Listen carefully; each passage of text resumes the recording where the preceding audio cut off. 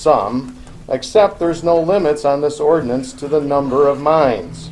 I would prefer that industrial sand mining in Houston County be banned, but if that is not possible, please put a meaningful cap on the number of mines in Houston County, similar to what Fillmore County already has in place, and get rid of the mays in this document and change them to must and will. Thank you. Thank you. Okay. Thank you.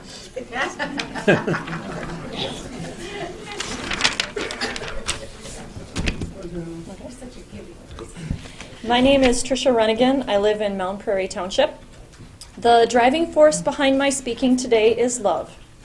First, it's the love of my 3 children. I brought them with me today so they could learn about our democracy and how big decisions are made. You want to wave? There's Wyatt, who's 8, Wiley, who's 6, and Winnie, who's 4, which is brave of me to bring them here today. They are not old enough to speak on this issue, but it surely will affect their futures. I wish for them to enjoy in their lifetime at least as much as we have enjoyed in ours, the simple things. They most love to be outside, which we know kids need. They love to ride their bikes, play outside, garden, make forts, dig in the dirt, fish in the river, or just play in the mud next to it. My love for them means I need to express today how much I want their quality of life and their health to be protected. Second is the love of the natural area we live in. Nothing has brought me more peace than having a home in the country where the air is clean, the water is still free, although I do have a filtration system already, and we hear the chorus of nature above that of machinery and caravans of semi-trucks. In the summertime, the flow past my home in Mount Prairie brings bicyclists, canoers, tubers, and people just driving around. They come here to get away from man-made chaos, destruction, and concrete landscapes. Many times they have stopped to chat and told me I live in one of the most beautiful areas that they have ever seen. It is easy to take it for granted, to assume there are always more trees, rivers, and bluffs that maybe someone hasn't taken away or polluted for profit. But it is a finite resource, and we are here. We have mortgages and jobs and family. I don't want to live somewhere I have to vacation to get a break from, and I don't want to move away from here. And lastly, I'm here for the love of the people of our county. I'm here in place of those who cannot leave their homes or their jobs today to speak. I'm here for those who simply do not have the time or energy to be consumed by this current debate. I'm here to put faces to the lives which will be affected by allowing industrial silica sand mining to start in our county. I appreciate the difficulty of serving as a commissioner. You put yourself out there for scrutiny and probably hear more about what you are doing wrong than what you're doing right. And I appreciate your willingness to serve. Please remember all of the public input over the past years as you work to keep safe what is precious and fragile: our children, our water, our landscapes, our health, and our livelihoods. In this moment, that means a ban on silica sand mining other than for construction and agricultural use.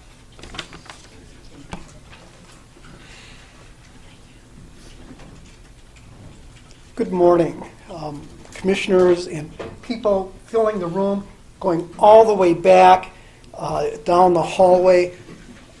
Just imagine what this meeting would be like if this was at 6 o'clock or 7 o'clock in the evening rather than 10 o'clock. You'd double the people here. Would you introduce yourself, please? My name is Irv Balta. I'm from Chaseburg, Wisconsin. It's about 50 miles away. So the question is, why should you even listen to me? I'm not even a resident, although I used to live out on Southridge by La Crescent. The reason I'm here is to support the residents of Houston County and having a ban on frac sand mining. I do not want Houston County to look like Wisconsin. It's a total travesty, and the only way to address this is to ban it. But more importantly, I look around and I say to myself, this is what democracy looks like. The question for the commissioners is, since the majority of people in Houston County oppose frac sand mining, is this democracy legitimate? Your decision should reflect the majority of the population, and there will be a question of legitimacy of this democracy if there is not a ban on frac sand mining, and that is your responsibility. And I also want to say, I was listening to the news on the way here. Around the world, by the way, there's questions of legitimacy of democracy. That is an incredibly important issue, and what we're seeing around the world with that question is violence. You can take a look at the Middle East, and you can take a look at other places. The question today is not only whether or not to permit frac sand mining in Houston County. The question is the legitimacy of the Houston County democracy. Thank you. That's enough. Stop.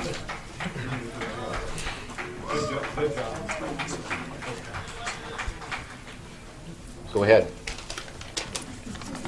I say amen to that. My name is Lavon Weichert.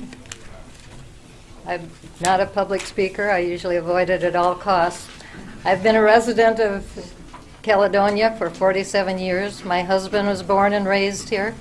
As a person and a nurse, I'm concerned with the health and well-being of the community. I implore you, I plead, I advocate, whatever word you want to use, that we do not allow frac sand mining in Houston County. I'm concerned with the environment, the air we breathe, the incidence of lung diseases, other diseases, cancer, other diseases connected with frac sand mining. I'm concerned with pollution. We live in an area of Minnesota with beautiful forests and rivers and streams. We have a problem with water control.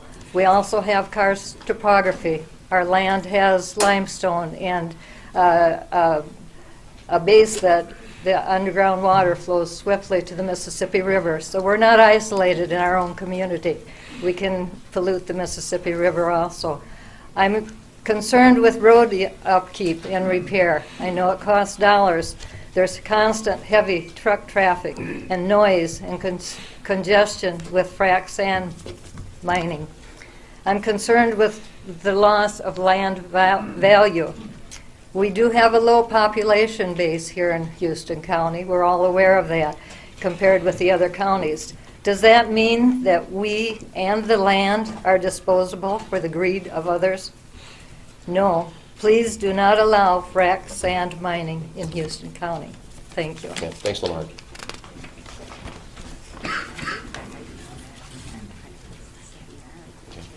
We have some chairs up front. There's 3 chairs available up front if somebody would like to come up. Bill, go ahead. I'm Melvin Davey. I live in Brownsville Township. I'm not for frac sand mining, but I believe the landowners have rights because we opened this meeting with the Pledge of Allegiance, and in there that stated that everyone has rights. If you want to control the frac sand mining or other zoning issues, I don't know what the proper term would be, purchase the development rights. Pay the landowner, then the landowner, the way that land is then locked in. It'll stay unfettered. We can go forward. Then if the county or state government, and this is not a new procedure, it's done all over the United States, you control those development rights so the land will remain beautiful. We can control the runoff, we control the traffic. That way, the value of the sand has a very small value to the landowner. It may be thousands of cubic yards, but what's the price per cubic yard versus the value when the mining companies come in? So why not pay that landowner? Because the landowner does have rights. Some people will disagree because they're right. We all have rights. But if you want to sell your piece of land or sell something off of it, you have that right. But if the common good would be to purchase that right, so that way that land is not developed, isn't that better for everybody in the long run?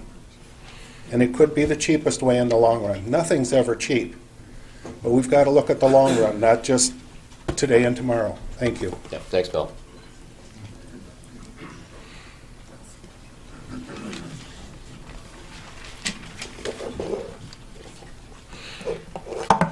Linda Griggs, Yucatan Township. Not that one. That's the T, that's the, just this. Oh, this little thing, so I don't have to You're do fine. anything? Just leave it where it is. Okay, good, Yeah. good. Okay, Linda Griggs, Yucatan Township. First of all, I'm speaking for myself and Michael Sieve, who's also a resident of Yucatan Township, and he asked me to pass the sticker signed by him up to you guys, the ban sticker, because he can't be here today. He was here, but he couldn't wait in line. So that was for Michael C. if he wanted to go on record. As for myself, the last meeting I was at, was the planning and zoning meeting where the planning and zoning recommended passage of this ordinance. And I just have one thing that really stood out to me was the chairperson of that committee making a statement that sand is sand. That disrespects everyone in this room, everyone in the county. It just disrespects you. And I don't know if it was out of ignorance or it just flew in the face of everything you've been doing for the past 3 years.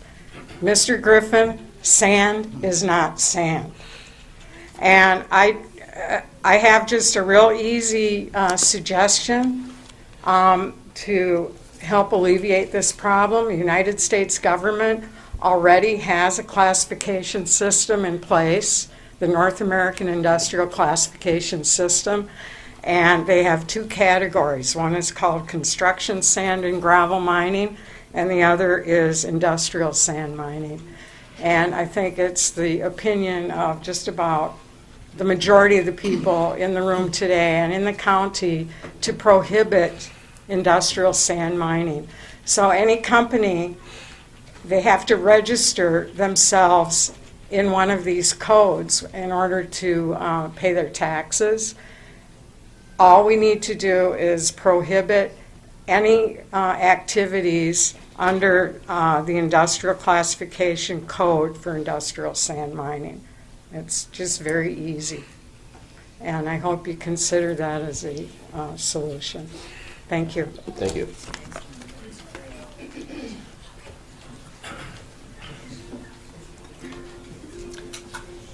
Bob Bovey, Blackhammer Township. People in this county want and need a ban on frac sand mining. Not restrictions that can be circumvented, and this land was not made to be raped and plundered to line the pockets of a few and harm all the rest. This land is your land, this land is my land, from California to the New York Island, from the Redwood Forest to the Gulf Stream waters. This land was made for you and me. As I was walking that ribbon of highway, I saw above me that endless skyway. I saw below me the Golden Valley. This land was made for you and me. This land is your land, this land is my land, from California to the New York Island, from the Redwood Forest to the Gulf Stream waters. This land was made for you and me. I roamed and rambled, and I followed my footsteps to the sparkling sands of our bluff land. And all around me, a voice was sounding. This land was made for you and me. There was a big high wall there that tried to stop me with a big sign saying private property, but on the other side it didn't say nothing. This land was made for you and me. This land is your land, this land is my land, from California to the New York Island, from the Redwood Forest to the Gulf Stream waters. This land was made for you and me. That's enough. Back to the meeting. That's enough. Well, my name is Audrey Alfson. I live in Mound Prairie Township with my husband, my 2 children, Haley and Alex, and one slightly neurotic border collie. And I don't know how to follow that. But it is a tough act to follow, but I'll do my best. My husband and I moved to Houston County 14 years ago from Alaska, another beautiful, beautiful spot in this world. We moved here because my husband grew up in nearby Fillmore County, and he wanted to come home. He told me about how beautiful this area was, how much he enjoyed being outside. And mind you, we're in Alaska, but we moved here because we wanted to be here. He remembered from his childhood what it was like, and he wanted to raise a family here, so we did. Now, my husband can't be here today because he's working, but he wishes he could. But from my perspective, and I wrote y'all a letter with some of this information, growing up in Alaska, in the land of oil and gas, I am well aware of the relationship between a precious resource and the needs to protect that precious resource. And I know that there's a lot of money to be made when you harvest these resources. Alaska knows it well. And I also know that when you let these industries in, accidents will happen. I was there when the Exxon Valdez ran aground in Prince William Sound in 1989, and I was there to witness the devastation to the wildlife, to the water, to the people, to livelihoods. And I was still there. Well, I shouldn't say I was there. I was witness 20 years later when Exxon finally was forced to pay a settlement after 20 years of denying, delaying, and it was pennies on the dollar what an earlier the judge had said they needed to pay. Pennies on the dollar, because they had the money and the time to make this last for years and years and years. 26 years later, if you were to visit the Sound and you dig into the beaches there that were soiled, you're still going to find oil within inches, as if you had just dumped a quart of oil into the ground. It's not healed. You cannot replace damaged water, aquifers, bluff tops that have been raised. They just don't get replaced easily. And the companies, if you let them in, they have no reason to do anything other than what they're designed to do. Take as much as they can, as quickly as they can, as cheaply as they can. And they will do whatever they can to do that, getting around any regulations. The thing about Alaska is that they justify the existence of these oil companies because they tax the heck out of them. 85% of the state budget comes from oil revenues. I'm not kidding.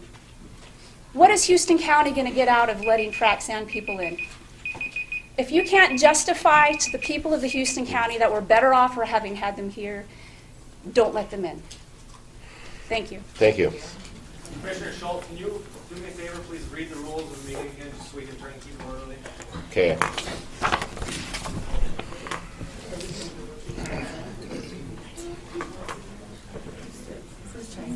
We want everyone, the main thing here today is remain quiet. You know, allow the person to speak. No applaud. I guess we made that up perfectly clear earlier. Got out of hand just a few minutes ago. I don't want that happening again. We can call this meeting to a close at any time. All right? Go ahead. My name is Jim Frauenkrown. My wife Kelly and our two young children, Evan and Ella, live outside of Houston in Yucatan Township. We love living in this beautiful part of the state. We're outdoors enjoying its scenery as much as we can. And in the summers, some of our favorite family activities are canoeing and fishing on our local rivers and streams. One of my many concerns with the introduction of industrial silica sand mining in this area is water quality. And not just the surface water, but our underground drinking water. Everyone here knows how much it rains and floods each year, and how that water washes through the hills and valleys and takes everything off the surface with it. And all those pollutants end up in our rivers and streams, and eventually channeling into our groundwater. We depend on our local ecosystem to filter and purify the water we drink every day. That same ecosystem is attacked constantly by farm runoff, bad land management, and a number of pollutants. I can tell you what it's like to not know if your water is safe for your family to drink.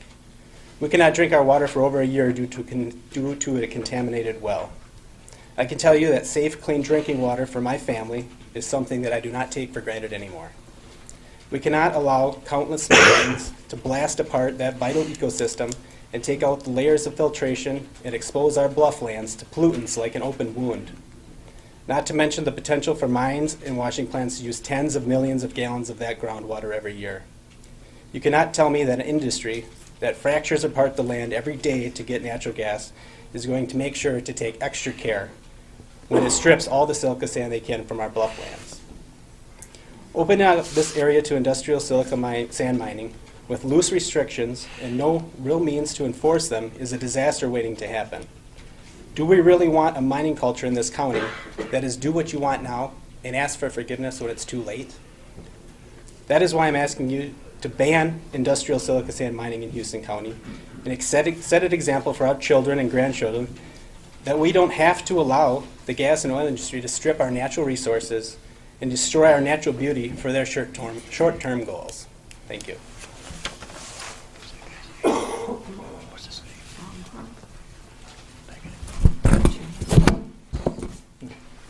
My name is Jim Drost. I possess a BS and MS degree in both mining engineering and metallurgical engineering. I've worked with the sand frac industrial sand industry for 45 years and have studied the disastrous frac sand mining in Wisconsin firsthand in nearly 4 years.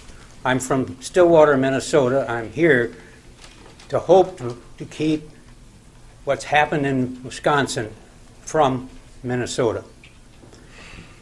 Based on the operational mindset that most frac sand mining companies have, I see it as an economic and ecological disaster if you don't put a ban in.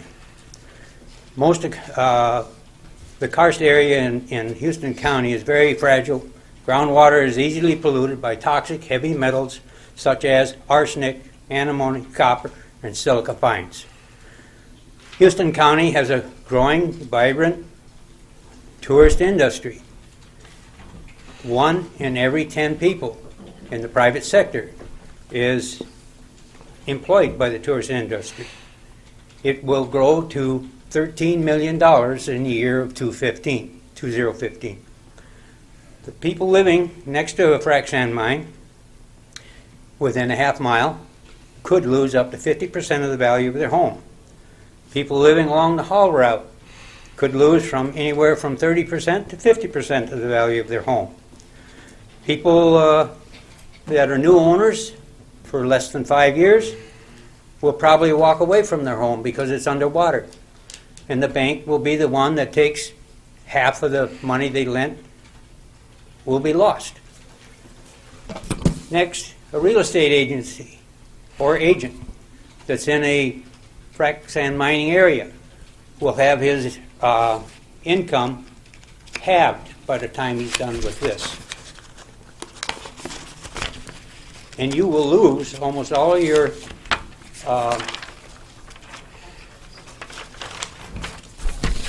tourist trade. You'll be at least only 50% of that tourist trade. In Barron County, it's down to 20% in Wisconsin. When I was a kid, every third or fourth car was a out-of-state car. Now it isn't. Well, the last thing, I'm going to skip the rest of it. Donna will hand out the whole presentation, but I want to read this last paragraph. And there, in its county and the towns will be paying for the sand miners' wealth. To have the sand miners threaten you with a lawsuit is trivial and pales by comparison to the debt you may face in 5 years if you allow frac sand mining in your county. Thank you.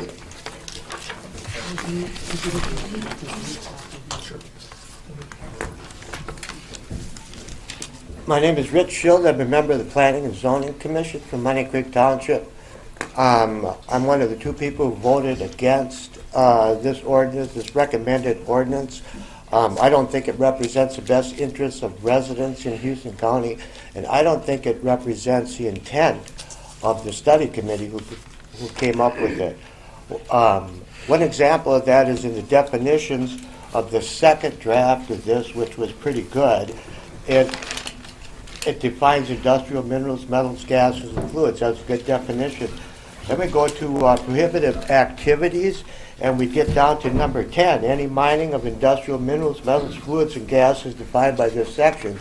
And this especially was butchered with some convoluted definition about volumes. That was not what the study committee intended, I don't believe.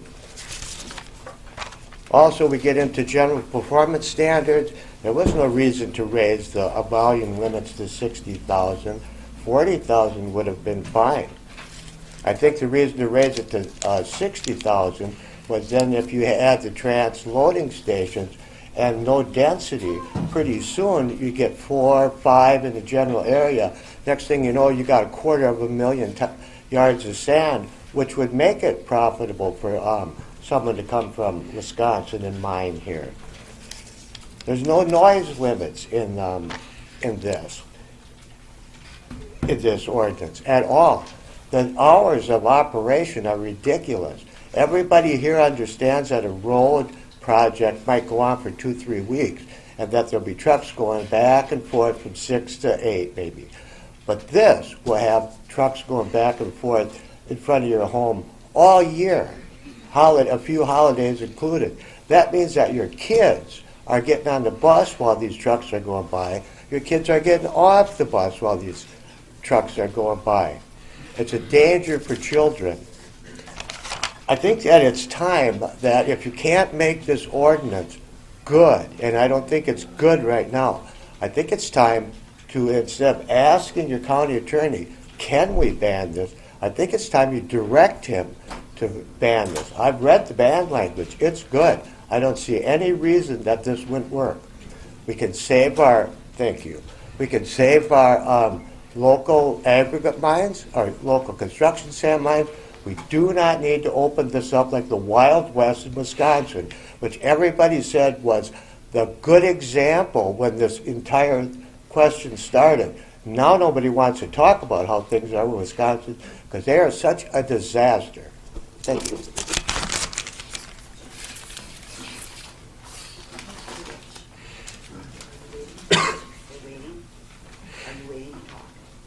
Are you waiting to talk? Okay.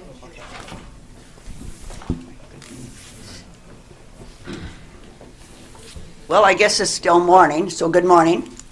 I'm Julia Mossman, and I would like to speak on this from a different angle. I spent many hours and many nights trying to decide what to write, and I finally came up with a 2-page letter and got up this morning and scrapped it. The morning news of the brand new safe rail cars carrying the oil that blew up in the face of the people in Virginia and ran into their rivers and their streams and their cities, and they had to be abandoned. That's the promise you get from this oil industry. What part does Houston County pay? This is not about just Houston County. This is about the United States of America. And that's why you seen that emotion when that song was played. I could focus on 3 words. And I went to the Webster Dictionary to look it up this morning. Aiding and abetting and enabling. That is what these partial restrictions do. It is what we do. If we do anything less than banning it, we are not standing up for the United States of America. Abetting means to deceive, to urge, or to help, especially in wrongdoing. Enabling means to provide with means, opportunity, or power to do something. And when you release the sand mine from Houston County into the hands of the oil industry, they use that sand and send it out across this nation. And remember, folks, this is to be sold to foreign countries, this oil. It is not to be used. So don't think you're going to get a reduced oil price here, kids. It's got nothing to do with that. This is about our responsibilities, not only to Houston County, the state of Minnesota, but the United States of America. And this is your turn as 5 servants of Houston County. It is your turn to do something to protect your country. and its citizens. Thank you very much. It's enough. Stop.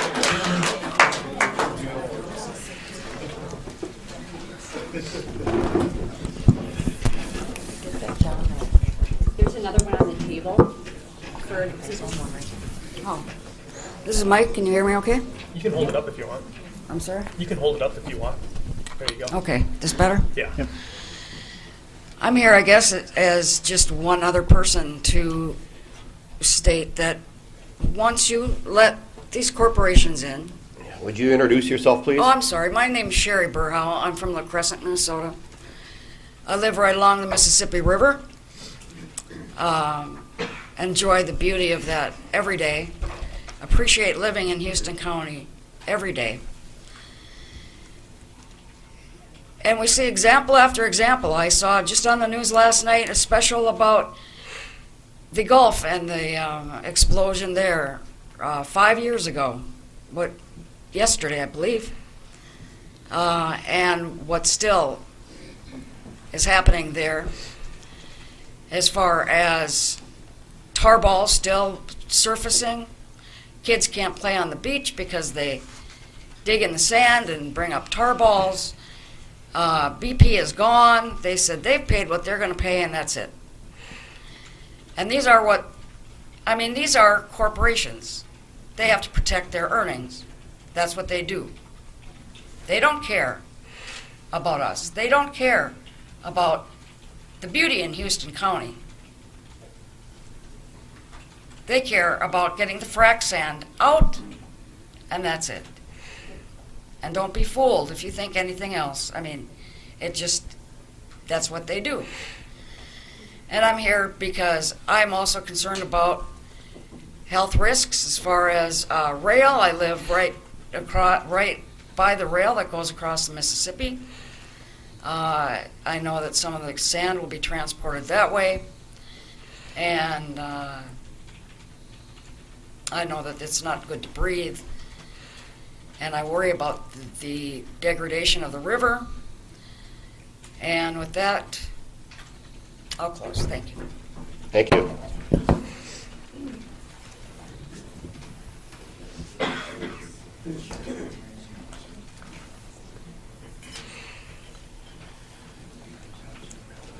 Hi, my name is Carol Grayhack, and I'm from Yucatan Township. I just wanted to speak today. I didn't come planning to speak today, so I have no notes or letters to hand out to you. But I just wanted to let you know that I feel you're doing a wonderful job, and that hopefully you will not ban the frac sand mining. That I think it's important to have industry in our area, and I certainly don't see the bluffs disappearing or that type of thing. And I just want to hope that you will not be swayed by the number of people in this room, because not everybody in Houston County is against frac sand. Thank you. Just about everybody. Where'd you get those numbers? Hi, my name is Dave Grayhack. I'm in Yucatan Township. I'll start off with a story about, I was born in Chisholm, Minnesota. It's on the Iron Range. And back in the days of that, when the mining was booming, the economy was just fantastic. And these open pit mines were making money. And as soon as that ended, the economy was dead. And for my parents, my uncles and aunts, if there was a bunch of activists and protesters, where would we be in Minnesota without the iron mine industry? And so I'm not against frac sand mining at all. And if you want to talk about the United States of America, I'm a Vietnam veteran with 3 Purple Hearts. I fought for my freedom and freedom of landowners and my Second Amendment right along with other rights. And I hope you agree with that and vote the right way to preserve my freedom.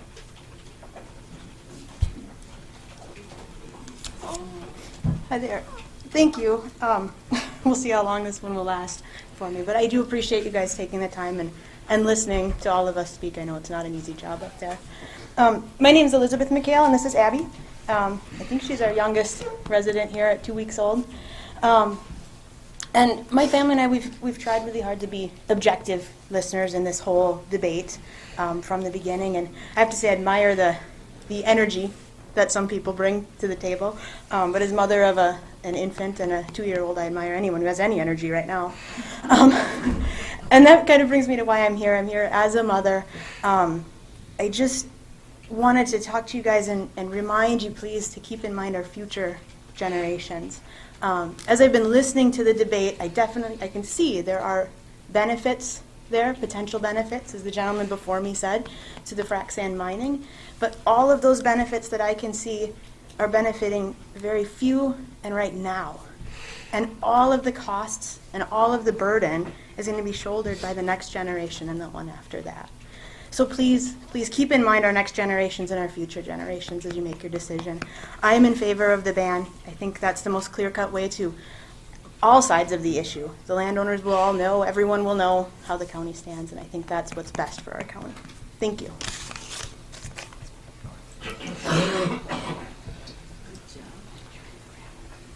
Hello, my name's Tom Brown. I'm from Union Township. And the reason I came here today, I am for the ban on frac sand mining. I wanted to give you a little experience. I just retired from the railroad in May, and I worked. I was a track inspector between La Crosse and Lewiston, Wisconsin, and that, so in that area we had 3 frac sand mines and 1 loading facility, and they got another one. It's all in between Sparta and Camp Douglas. Now, the reason I live here in Houston County. It's a beautiful place. I love to go out and ride my horses up and down the county road and do all the good things that that the county has to offer. But I can say, from my experience as a track inspector, the damage done to railroad crossings. We had a frac sand loading facility in our headquarters at Tomah, Wisconsin.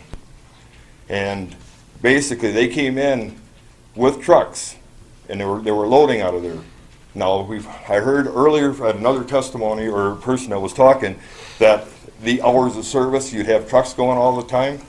I'm going to tell you from my experience there in Tomah, the trucks ran into Tomah 24/7. 7 days a week. They didn't even stop for holidays.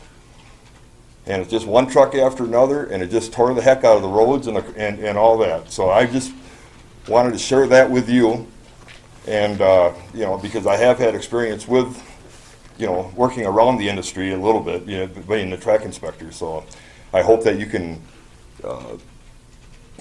make the decision to ban frac mining, or at least make it where it's going to be not unlimited, because the trucks and stuff, it's unreal how that just how many one right after another are coming in, and they're heavy. And then the other thing I wanted to say, I heard you were talking about the frac sand, into this country. Well, they're starting to export the frac sand now into foreign countries. So the sand that they pull out of Houston County could be in Saudi Arabia next week, or whatever. So I just wanted to share that with you, and thank you for taking time to listen. All right, thank you.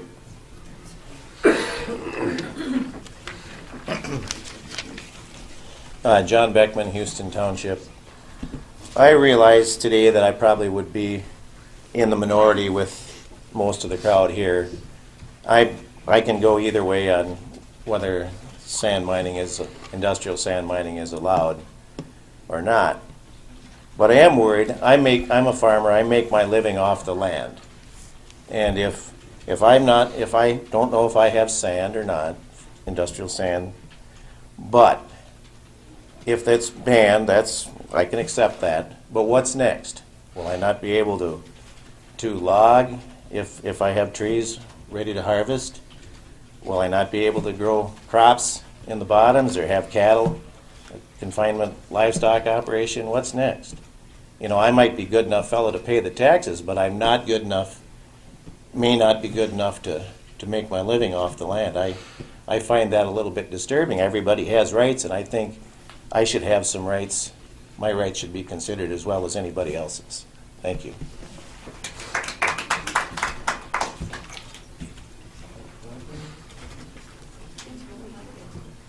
Hello, I'm Sister Rosemary Quinn. I'm a Carmelite sister, and our monastery is between Ridgeway and Money Creek. We've been here 28 years. We've been established as a order for 35 years, coming from the north part of Wisconsin. I need to say in a simple way that our whole of our search for where we would resettle because of the traffic and because of the noise in our previous monastery took us over 2 years. We combed all of Wisconsin and then the cities. We went even in Fillmore. We searched and searched and searched. We finally found our little section that's, as I said, it's on the bluff, and we have been given the acreage from a benefactor. But our life is prayer. Our life is simply living and praying for the world, but especially for our county and for this whole of our diocese. We really have calls that come in from all over. We take intercessory prayers. And people that have been living in an area that their water was totally stripped away had to have trucks bring in drinking water from frac sand mining. They kept taking it and taking it and taking it. The families call and ask for prayers. It's already done, but we keep, Alfred Lloyd Tennyson said, more things are wrought by prayer than this world ever dreams of. But that was already too far gone. We couldn't help them. But we are in prayer for this and for all of you. You have a tremendous responsibility. So thank you for listening. Thank you.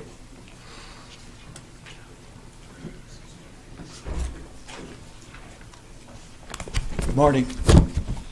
Charlie Weiser from La Crescent Township. I got a little different perspective than what you heard mostly this morning. The first Houston County zoning ordinance was adopted 50 years ago in 1965.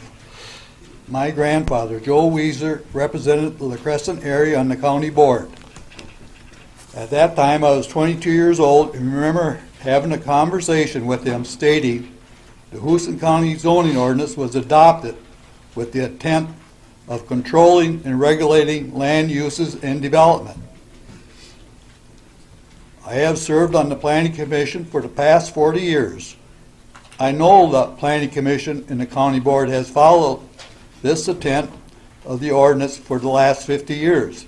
And they should be following this intent for the next 50 years. The new proposed ordinance of mineral extraction does regulate and controls rock quarries and small sand mining operations, and at the same time prohibits large-scale sand mining operations. I believe the reason why this language is in the ordinance is because the writers of this ordinance know that sand is sand, and the county does not have the authority to determine what the end use will be. The county does have authority to put volume limits on the production of sand, of which they did, and this will protect the citizens of Houston County from the large-scale industrial sand mining operations. I do watch and listen to the County Board and Planning Commission proceedings on the internet. I believe our present county attorney, Sam Yount, is trying to convey to the County Board that if this proposed mining extraction ordinance was challenged in the court of law, Houston County would prevail. At the same time, he's also trying to convey to you that if there is an outright ban on mining the frac sand in Houston County, and it was challenged in the court of law, it is quite questionable if the county board would prevail. I personally believe that you would have to ban all sand mining in Houston County if the frac sand mining ordinance was going to be successful. I think Mr. Yount is fulfilling his duties as our county attorney, and I'm asking you, our Houston County Commissioners, to listen and act in a positive manner on his advice. Thank you. Thanks, Charlie.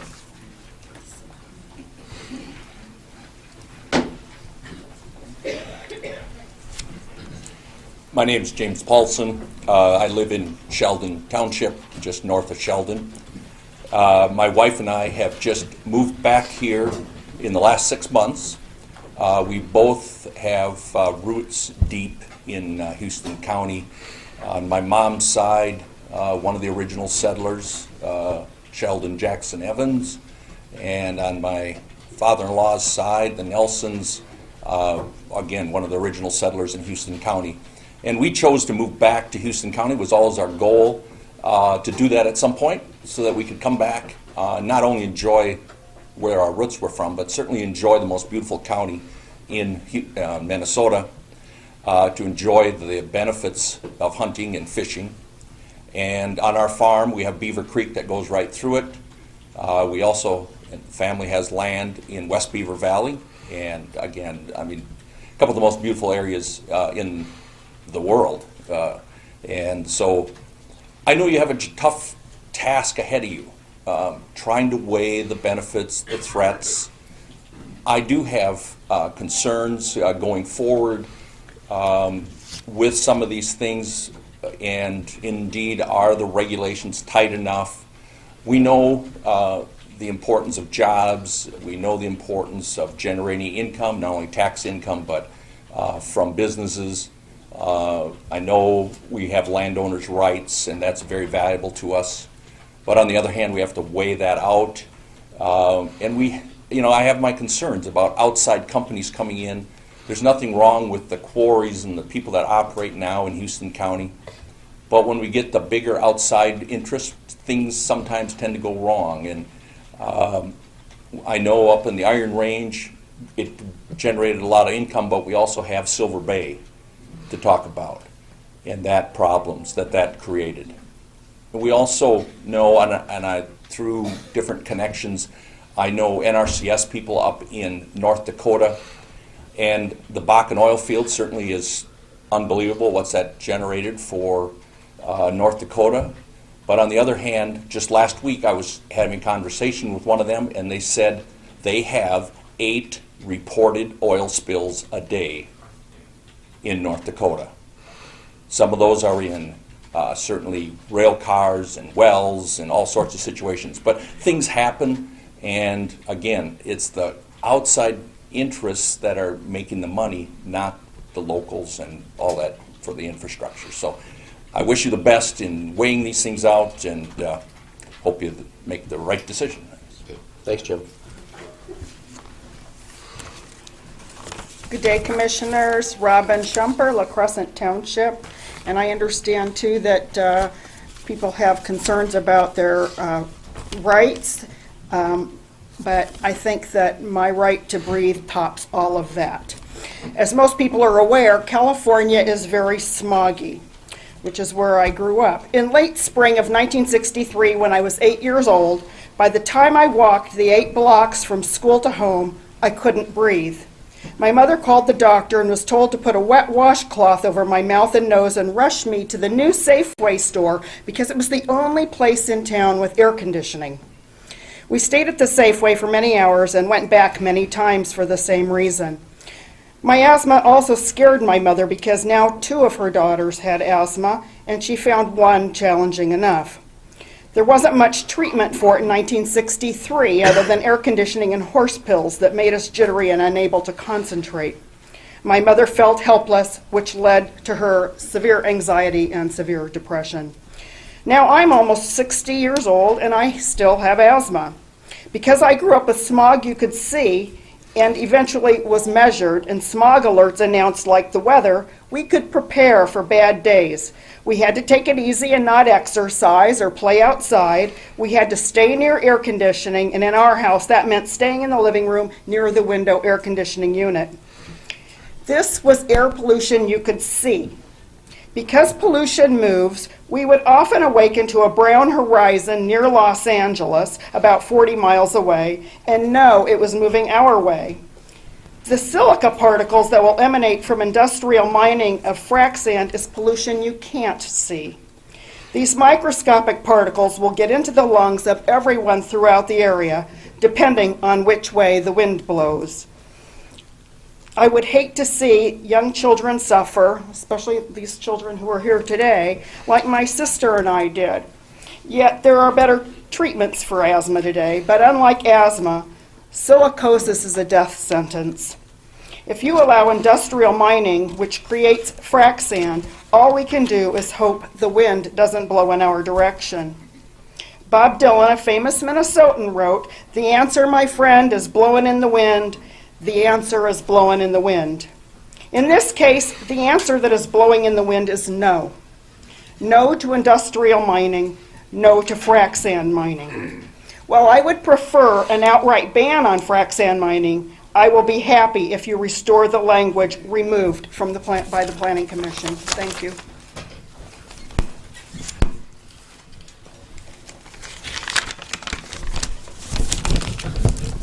Hi, my name is Ron Evanson. I moved to Houston, the city of Houston, 45 years ago. I established a business there. We love it here. We love the natural beauty, we love the farmland, we love the streams, the rivers, the serenity, and the recreational opportunities.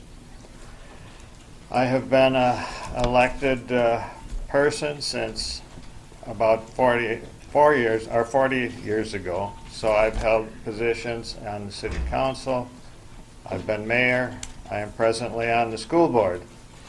And I know what it is to have to make decisions under pressure. But in the end, you have to make the decisions. And in the end, it is important to remember that you have to serve the will of the public and you have to do what's best for public welfare. I'm sure that you have all studied the industrial sand mining issues at length. You have no doubt visited other mining operations and formed opinion as how you can deal with this. Please remember that you work for all of us.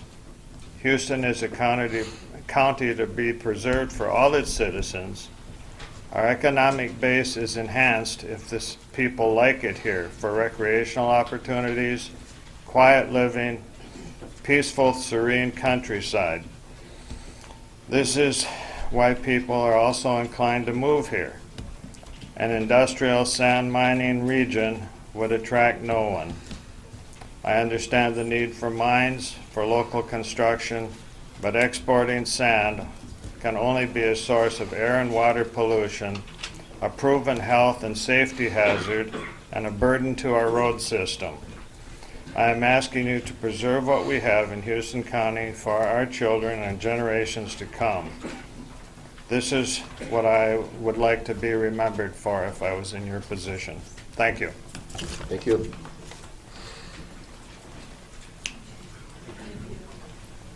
My name is Jim Rozovics. My wife Kathy and I live in rural La Crescent Township. And you know, I stand here really humbled listening to the eloquent testimony of my friends and neighbors as they speak about matters of the heart as it relates to the beauty of Houston County.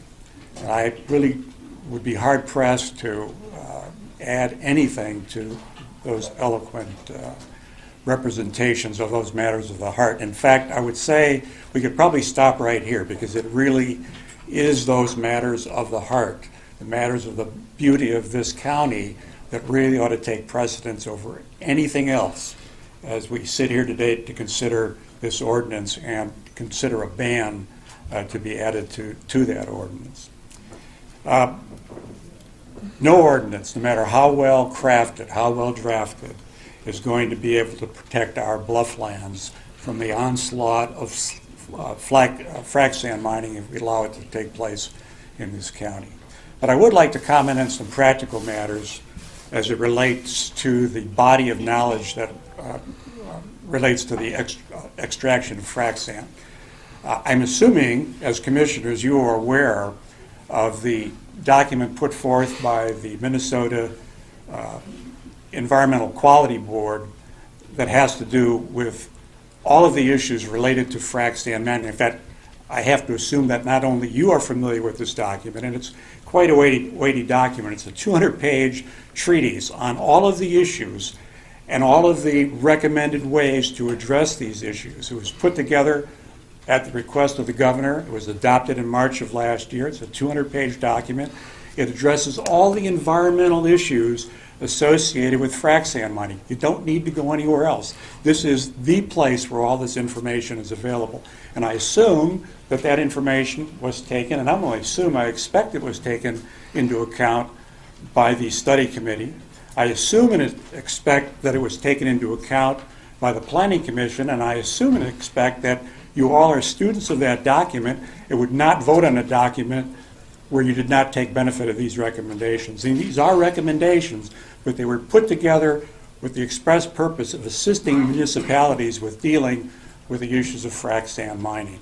So the issue before us is you have an ordinance that does not in any way distinguish frac sand mining from frac sand or sand that is used for other purposes such as construction and agriculture. And it's just, after 3 years of study, after 3 years of moratorium, we have addressed none of the environmental issues that are addressed by the EQB that has to do with air quality, water quality, noise, dust, and light. None of those things are in your current ordinance. I don't see how you can say that this is a good ordinance for Thank you. Houston County. Thank you.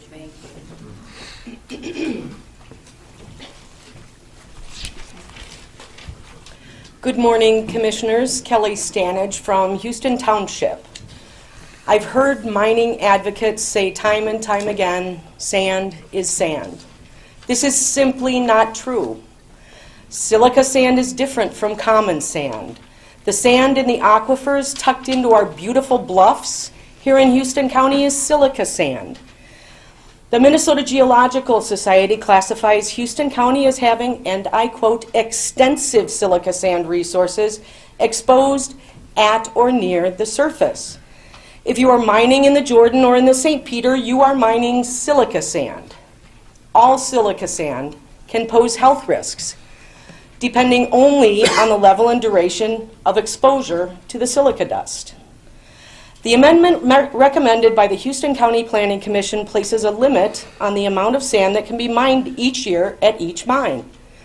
It does not place a limit on the number of mines. The amendment before you places a limit on active acres, but it does not define what active means. It places no limit on the maximum size of a mine. There is no doubt that this amendment will open the door to widespread frac sand mining in Houston County. Diseases caused by exposure to silica dust include silicosis, emphysema, and COPD, among others. In their fact sheet on sand mining, the Minnesota Department of Health states exposure to silica sand particles from mining is of greatest concern to two groups of people. First, the people working in the mines, but second, and I quote, people living in communities near silica sand mining operations. They can be exposed to crystalline silica sand emitted into the air as a result of general mining activities. The EQB did publish a report to help local governments regulate this land use. The report includes several measures, such as enclosure, dust collectors, and several methods for monitoring silica dust to protect the public. The amendment before you contains none of these measures. None. If this amendment were approved as recommended, the Houston County Board of Commissioners would knowingly, I repeat, knowingly, be putting the health and safety of the public at risk. I respectfully suggest that the Houston County Board of Commissioners do the right thing. Do what some very wise local governments, such as Hay Creek, Florence Township, and Featherstone Townships in Minnesota, have already done. Prioritize the health and safety of the public above the profit of a few. Do not allow frac sand mining in Houston County. Thank you.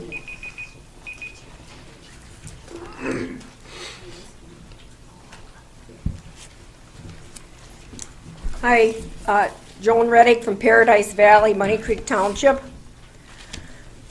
As I have been reflecting on the events regarding the developments of regulating sand mining in Houston County, I am seeing similarities with circumstances I experienced in Winona County a number of years ago as far as the process goes.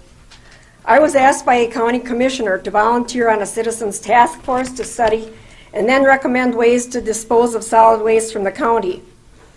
At the time, the county commissioners had the task of making a decision of how to dispose of solid waste, and it seemed were steering toward building a mass burn incinerator, but were met with considerable opposition from the public and some municipalities due to the costs and environmental consequences. So that is when they decided to give it some time by assembling the Citizen Solid Waste Committee, and we met almost weekly for several months. Long story short, Winona County ended up with no incinerator and a market for solid waste and recyclables, which is continuing to evolve. And I believe the taxpayers are still benefiting from this decision. For a personal story, even though I was raised on a farm in the beautiful area near Winona, I found myself taking in the beautiful area near down 76 and through the River Valley.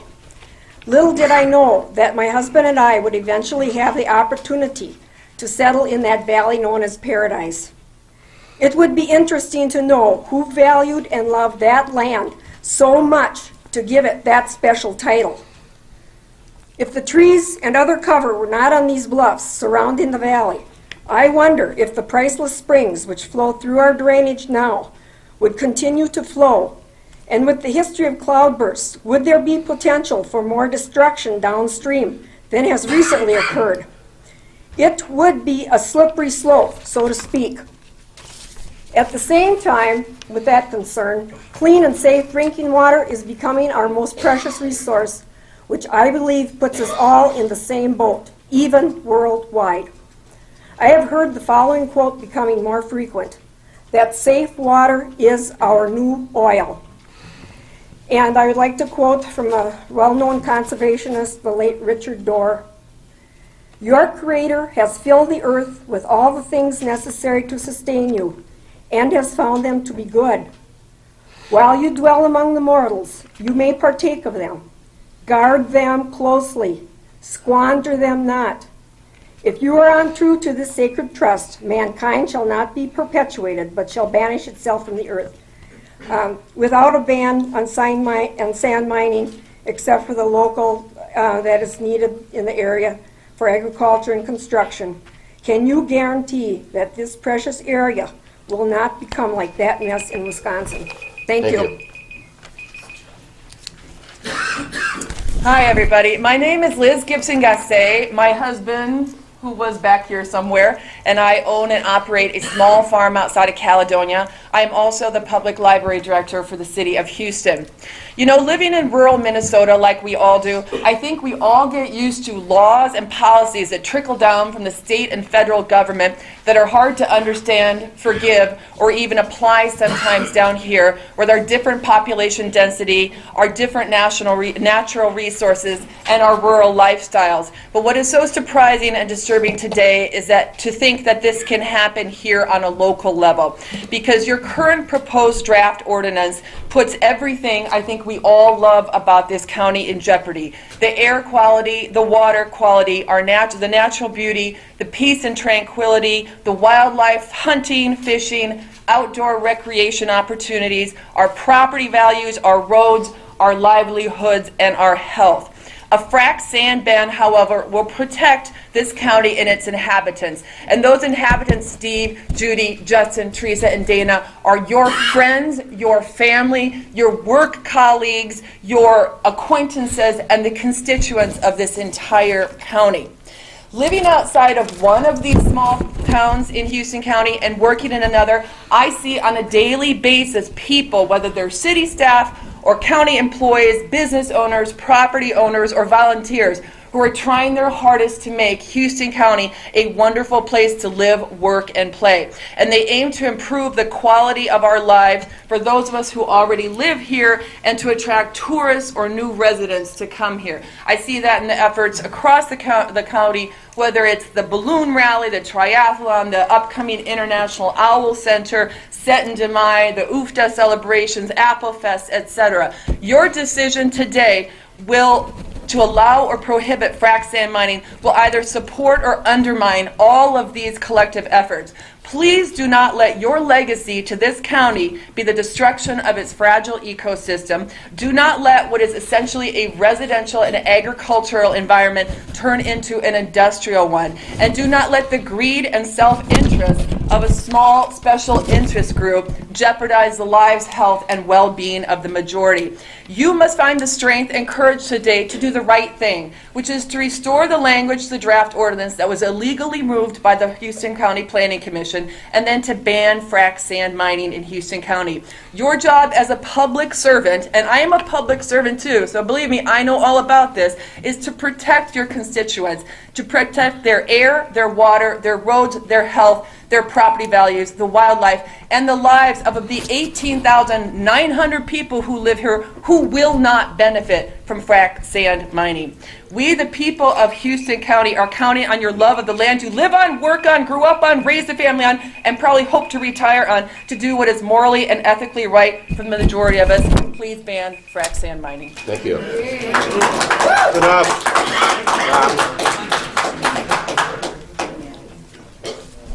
Good morning. My name is Sue Van Gorp. I live in Yucatan Township.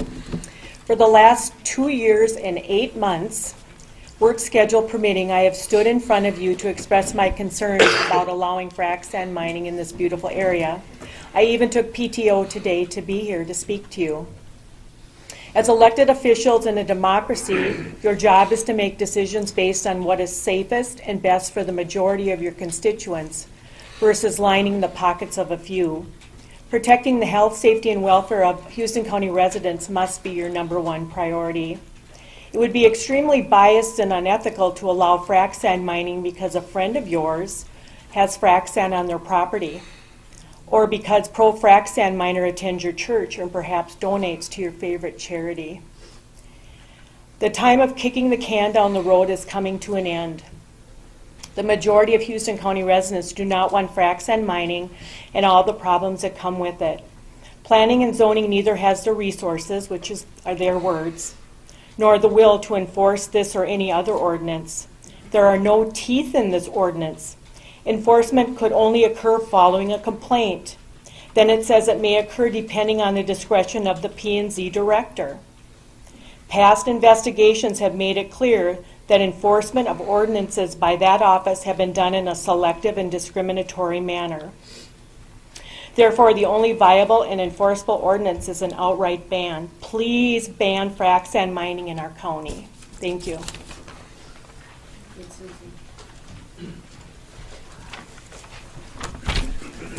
Brian Van Gorp. You know, over the last 3 years, I'm working on this issue.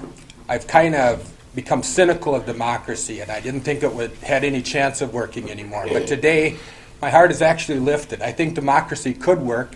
I want to thank everybody for coming out and participating, and I hope that you 5 people will allow it to work. Hear the voices and allow it to work. I'm going to start with a quote. The thing that you have to understand about nature and natural law is there's no mercy. There's only law. If you don't understand that law and you don't abide by that law, you will suffer the consequence. Whether you agree with it, understand it, comprehend it, it doesn't make any difference. You're going to suffer the consequence, and that's where we're headed right now. That's Oren Lyons. The single most important responsibility any of you have as government officials is the fiduciary responsibility to safeguard and protect the commons that have been placed as a public trust in your hands for safekeeping for the current and future generations. The commons are those things provided by nature that are essential for everyone's survival and enjoyment. No one owns the commons, the beauty, the air, the water, the soil, the ecosystem, the climate. These are the public rights, public property rights, that trump all private property rights. When you fail in your responsibility to protect this trust, you are stealing from all future beneficiaries and giving their trust away to select private individuals for personal gain. It is a criminal act to diminish the trust for which you have been elected to serve as a trustee. As Teddy Roosevelt said, we are past the stage when you can be pardoned if you treat any part of this country as something to be skinned for 2 or 3 years for the use of the present generation. Whether it is the forest, the water, the scenery, whatever it is, handle it so that your children's children may have the benefit of it. Frac sand mining is literally skinning Houston County. We need a ban because no regulations will be enforced in this county, and we know that from past experience. There are no limits on frac sand mining in this current ordinance as adjusted by the Planning Commission. There's no limit on the number of mines, therefore there's no limit on industrial scale frac sand mining. Thank you. Thanks, Brad.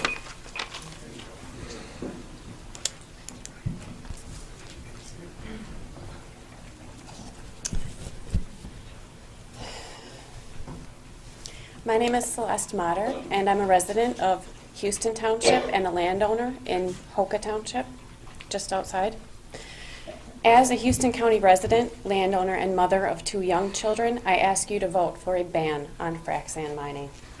Our unique unglaciated region is a highly sensitive, highly vulnerable land. The driftless area has the only topography like this on Earth, and our county has received significant federal and state dollars for restoration of streams and blufflands. In addition, this area possesses numerous unique, native, protected, and threatened species that are among the last of their kind. Why throw all of this away? As evidenced by counties in which frac sand mining is already occurring, it directly affects the health, well-being, quality of life for all residents, and not to our benefit. Our land will be pillaged and plundered. Our water tables will be altered. Real estate values plummet. Neurotoxins and carcinogen will be released into our air, ground, and our water. And we, the residents, end up paying for it. Simply look to the areas where this travesty is already taking place. And that is just a few years in. Not 10 years from now, not 20 years from now, and not 30 years from now. What will we be leaving for our children and for our grandchildren? How can you morally expose the innocent to this sort of future? When my son, who is 9 years old, heard that I was coming here today, he said, "Mom, will you vote no? Because I like it here, just the way it is." Let's make a statement to the world today, a statement that says we care about our land, our children, and our future. The people you represent are speaking here to you today on this Ash Wednesday. It is your elected and civic duty to listen and act accordingly. Thank you. Thank you.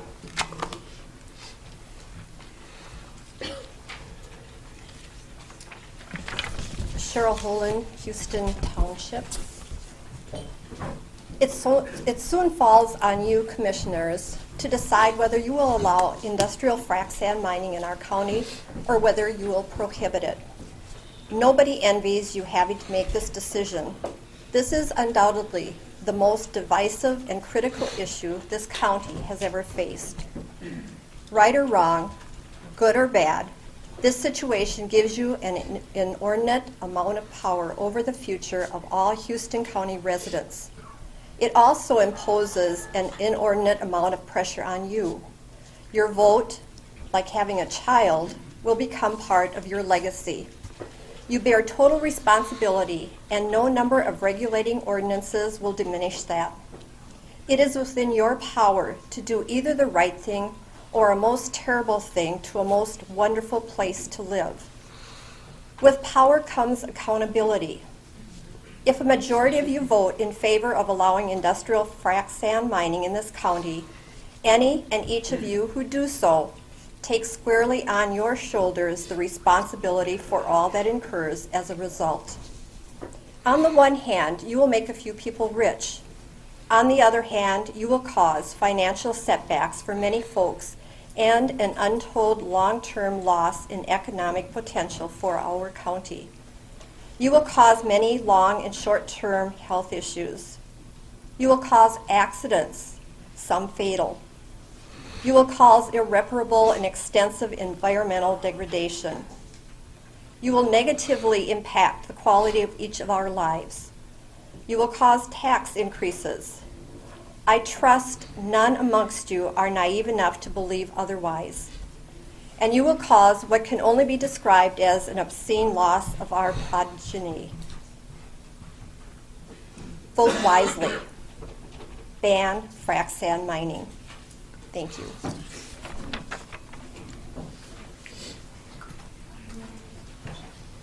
Kent Holen, Houston Township. To live in these hills is a blessing.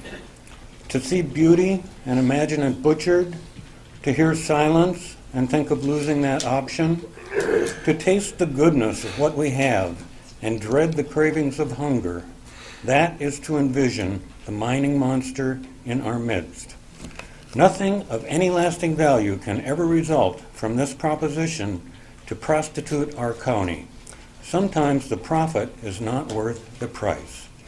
Perhaps this poem from a couple years ago will act as a reminder that no matter how long we mix together bad ingredients, the recipe remains a disaster. Fractured community. These ancient, provident, idyllic hills may get scooped up and carried away. Along with our peace and our sense of well-being, what a terrible price to pay for a business plan that anyone can see is as bad as they get. It could ruin our land and pit man against man for profits besieged with regret. A wonderful day in the neighborhood is dust to a frac sand mine. Near there and elsewhere, the quality of life and the property values decline. The mechanical mayhem folks have to endure would cause a stone to crack. Once set in motion, as with insults and bombs, we can't wish this gold rush back. Perhaps it's not fair to ask all who surround it to pay so a mine can do well. Perhaps it's not right to impose on one's old friends and neighbors this new kind of hell.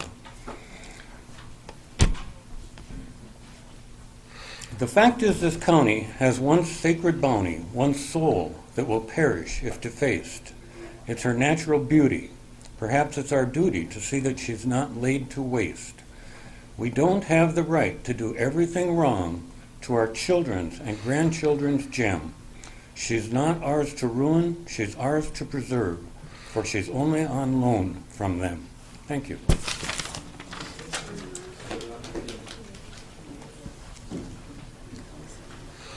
Hello, Commissioners and others. Brian Lavelle, rural Blackhammer Township.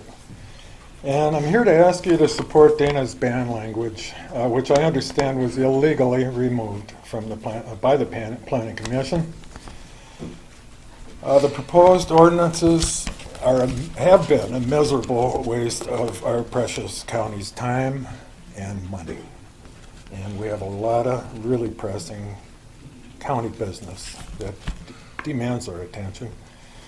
And the ordinance is both insulting and non-protective of the environment, the health, or the property values.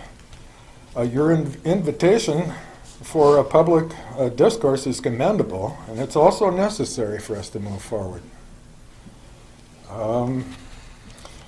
The proposed new regs are the product of this board's revisiting of the seniority and term limits business, wherein some changes were effective.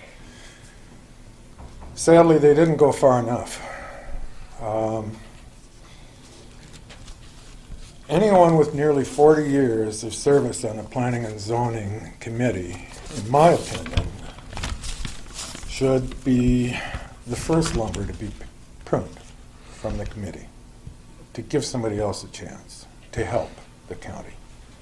And maybe served a cake and partied. And it's nothing personal, just fact. And Houston County has a history of non-enforcement, and it really reflects badly on the county department, planning and zoning. The statement that we don't have enforcement in the regs, it's really a cop-out. It really is.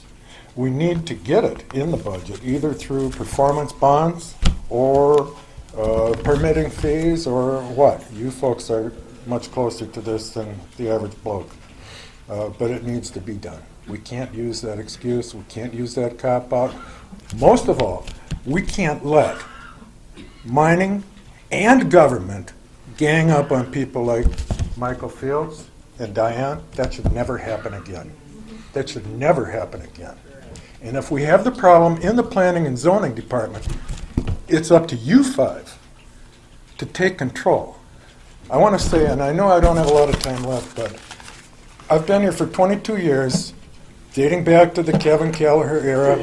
Incidentally, he recanted on the push to get this brand new beautiful building, which we're going to pay for. But we've always had a planning and zoning situation that needs, and we have a carousel of you folks here that really don't serve for that long. So we need to make sure that enforcement is part of the thing that we do. Thank you.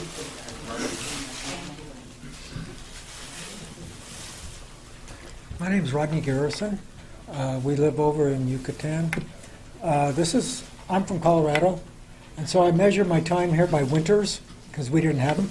This is the third winter, and one of the things that drew me and my wife to this area was the incredible beauty.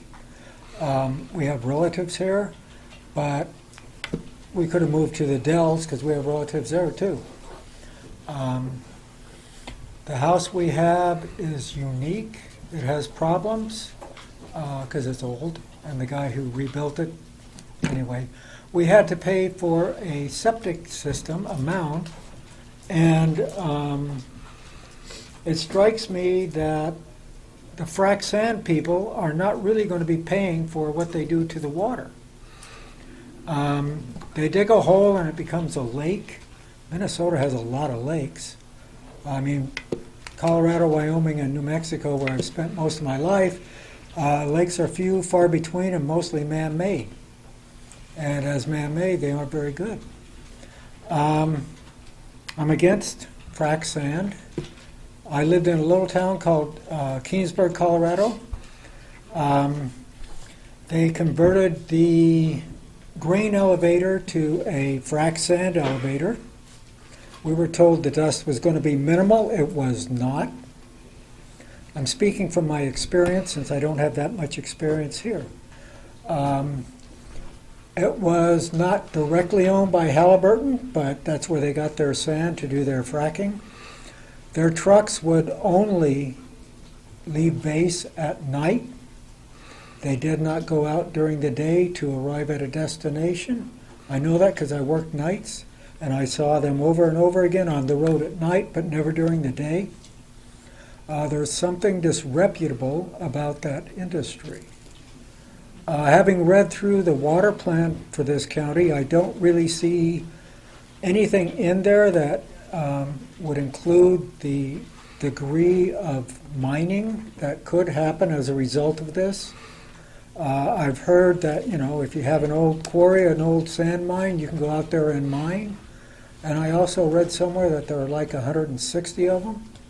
I also have a degree in energy management, which was primarily in the area of oil, gas, and extractive industries. And what we would do, or what they would do, is a landman would go out and he'd buy somebody's land and mine or drill. And then he'd go to the next door neighbors, if the guy was complaining, and offer him a price, and then he'd take that one. And then you had a bigger mine. I've seen the tops of mountains removed, climax molybdenum. If you ever happen to go to Colorado, look it up, or look it up on Google. It's a mess. We moved here for the beauty. Thank you very much. Thank you. Donna Buckby, Yucatan Township. I just want to point out that the guy earlier who said that we are exporting some of our sand to Saudi Arabia, he wasn't kidding. Saudi Arabia doesn't have the right kind of sand, so sand is not sand. Okay. In the name of American energy independence, we citizens here in Houston County were told that it is our patriotic duty to operate at a loss, a permanent, catastrophic loss. Loss of our beautiful sacred bluffs, our water, our safety on the roads, our democracy. I won't repeat all the losses people have talked about here today, but they're permanent and catastrophic losses. Ironically, while we citizens are ordered to operate at a permanent catastrophic loss, the fossil fuel industry itself is not expected to operate at even a temporary loss. With oil prices falling, American frackers are shutting down wells right and left and laying off workers in the oil patch. Now we are confirmed in our understanding that this was always about the fossil fuel industry maximizing profits on the international markets. We are now confirmed in our understanding that this was never about patriotism.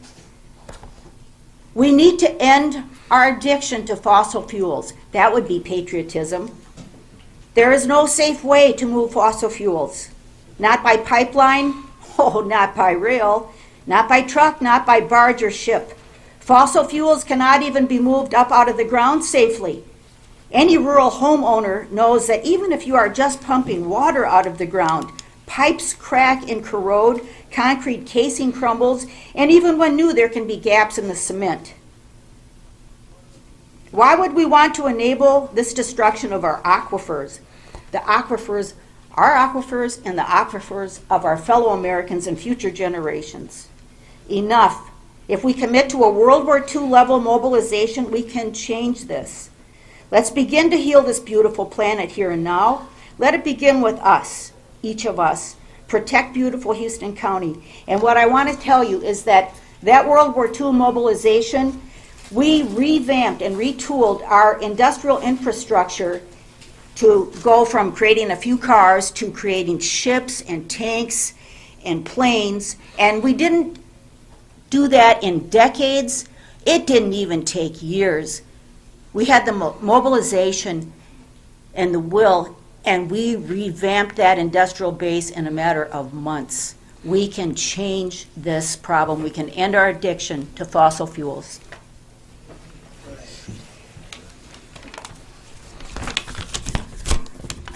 My name is Diane Crane. I'm from Money Creek Township. I don't have a ordinance to cite, but I have a story for you.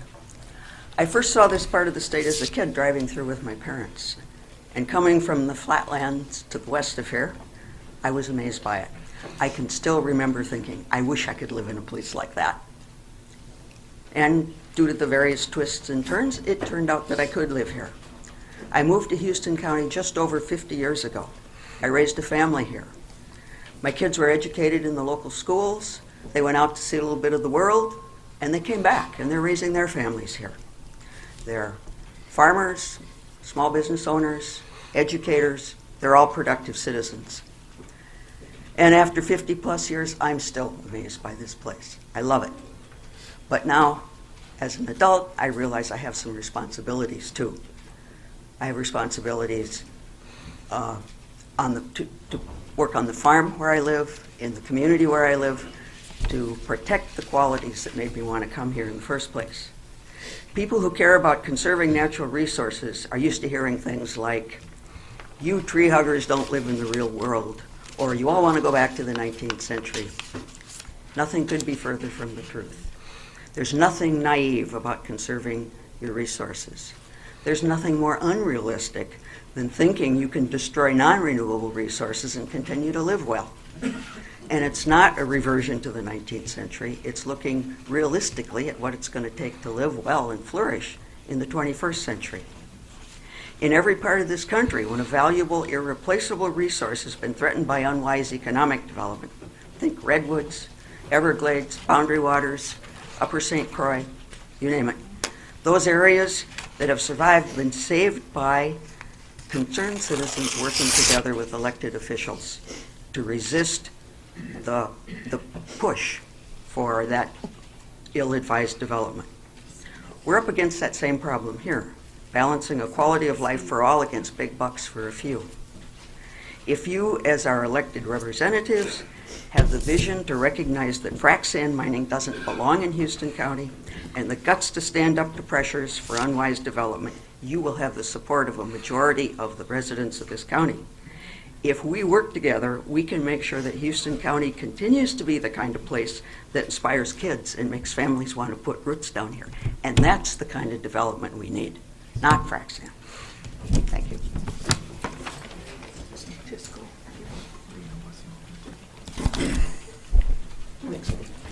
Sure, don't start the clock yet. I want to make an observation before I start. Okay. I was out in the hallway for an hour and a half out there. This is a public meeting, and we couldn't hear anything out there. And there's a lot of people who left, who I think would make, I don't know which side they're going to make comments on, but they're gone. And I still think it's fair to the public, the way this was conducted. Okay, go. At the last Planning and Zoning Commission meeting, there were two parts that really showed the philosophy behind the development of this ordinance.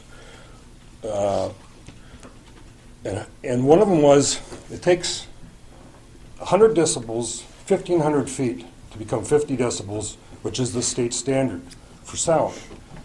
And there are provisions in this ordinance that set the setback is only 1,000 feet. Now, the state standard is 1,500 feet. So I asked a question about that, and the response was reciprocity.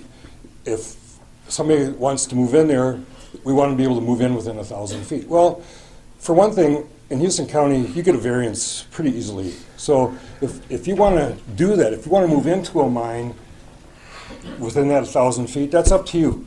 But if you're sitting there and a mine comes in on top of you, I mean, 1,500 feet is the bare minimum of how close you want that mine to you.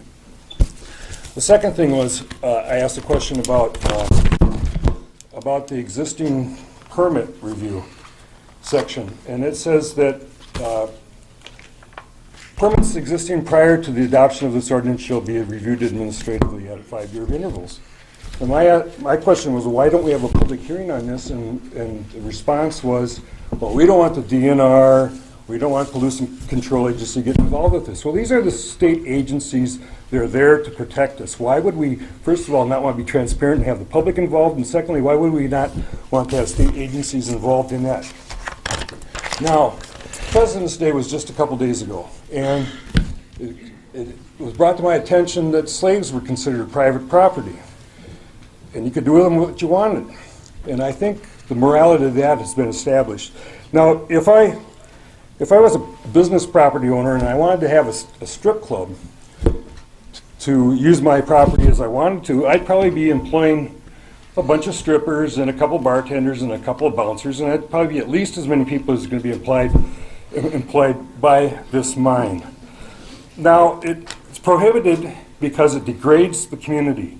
Likewise, frac sand degrades what happens to the neighbors, their property values, the people who are on the truck routes that are involved with the disturbances.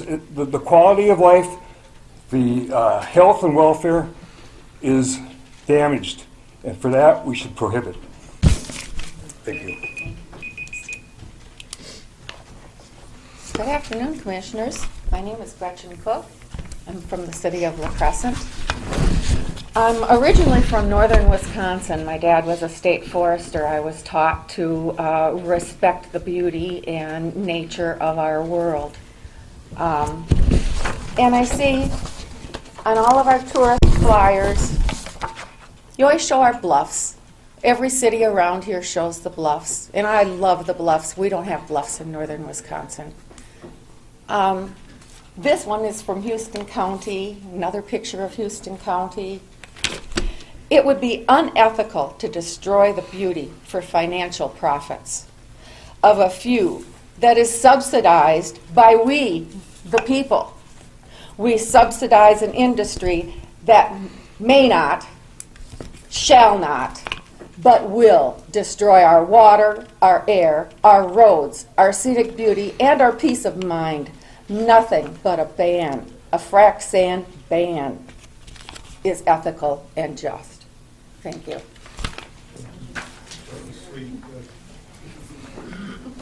Hi. Thank you for having this public meeting today. My name is Cheryl J, and I'm from the city of La Crescent. I want to strongly encourage the commissioners to write something that clearly bans frac sand mining and the processing thereof, so we don't get a washing station and the transport through the county.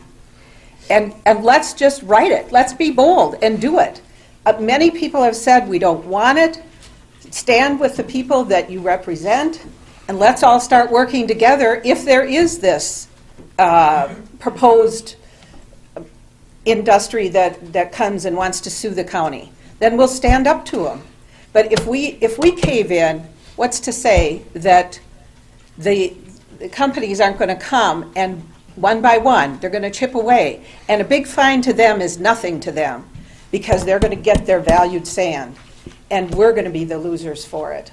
Ban frac sand mining, processing, and transport in Houston County, please. Thank you. Would anyone mind if we took a little stretch break? We're going to lose people. Yeah, people have been waiting. They got to go back to work. I'm okay with it. That's fine. Right? Fine? Okay. Stand in place and stretch. Go. My name is Janice Stolzberg. I was born and raised in Houston County, and one of my first goals was I wanted to own property in Houston County. And I was able to do that before I was 30 years old, and as soon as I did that, I realized that I had another goal, and that was to take care of the property, to maintain it, and put conservation practices to use on my property, because I think I realized that the property really didn't belong to me. I was just maintaining it for future generations. Because of my interest in conservation, I acquired an interest in the fact that we live in a very special place called the Driftless area. Ours is the only such area in the entire world that was missed by the glaciers and is recognized as a nationally important area for biodiversity and an unusual geological feature. A unique habitat type associated with sinkholes is found only in the four-state driftless area, and that includes southeastern Minnesota, northeastern Iowa, southwest Wisconsin, and northwest Illinois. It's a very small area.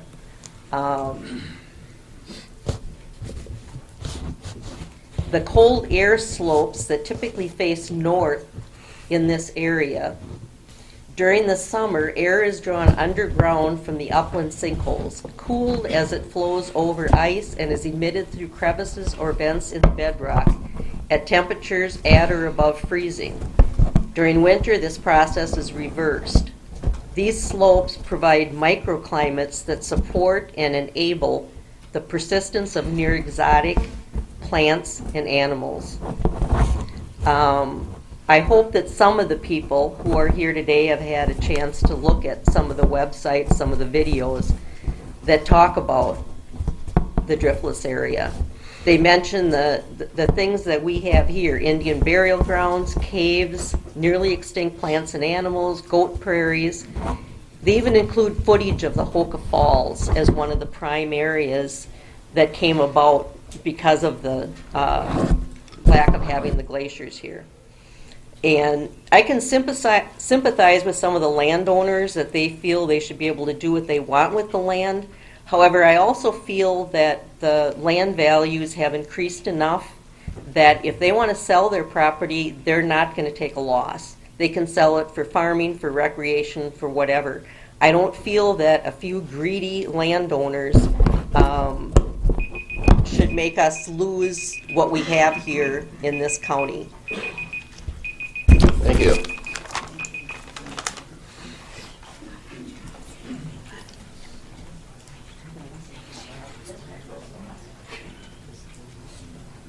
Hi, I'm Valerie Green. My husband and I have property south of Brownsville. A little bit nervous about speaking in front of these many people. I'm more comfortable in the company of a lot of trees. I feel compelled to say a few things, though. Janice brings up a very good point about the driftless area. And if anybody wants to borrow the video, Mysteries of the Driftless Area, I have it and I'll be happy to lend it to you. There are plants and animals here that don't exist anywhere else except the driftless area. When I look at this ordinance, I think, what a joke. It's not protecting us from anything. I hear the people say, I have property rights. Well, you don't have the right to drive down the highway at 100 miles an hour. You don't have the right to dump your sewage in the river. How is this any different? There's a public good here. There's environmental ethics here. Have we learned nothing from the mistakes we've made in the past? It's said that those who forget the past are condemned to repeat it. I don't want us to repeat the mistakes we've made. Thank you for your time.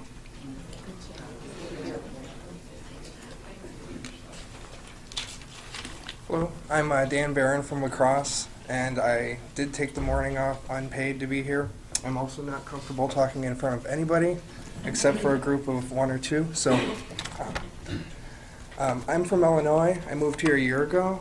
Illinois is called the Prairie State, which is kind of a joke because 0.1% has been preserved. The rest is gone. Once these things are destroyed, they can't be brought back.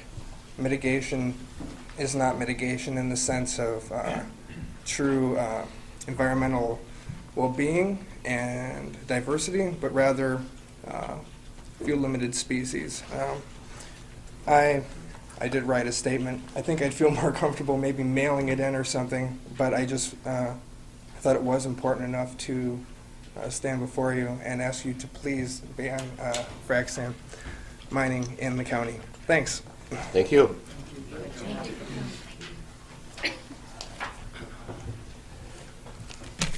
My name is Bob Nudemacher. I'm a longtime resident of La Crescent, Minnesota.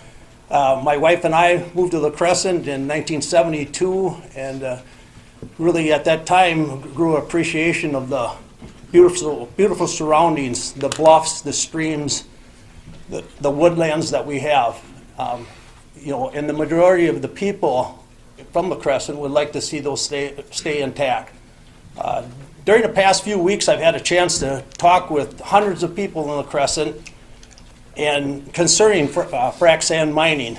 And the majority of those people that I spoke with have the same concerns.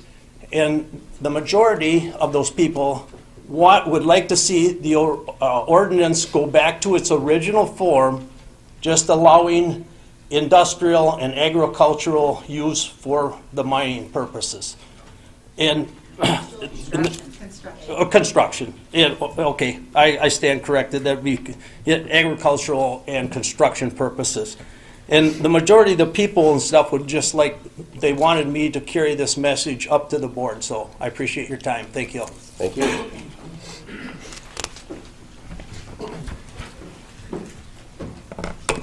Good morning. My name is Adam Florin, resident and clerk of Money Creek Township. For the past several years, our county's been debating the issue of silica sand mining and its place in our community. As an elected official myself, I can appreciate the position you're in now, having to make a decision that some in our county will not like regardless of the outcome. I first want to commend the board on its wisdom thus far to enact this moratorium so that the residents of this county could have a healthy debate on this important issue. Over the course of the moratorium, we've seen and heard many claims when it comes to this activity, and at times it has been difficult to separate fact from fiction.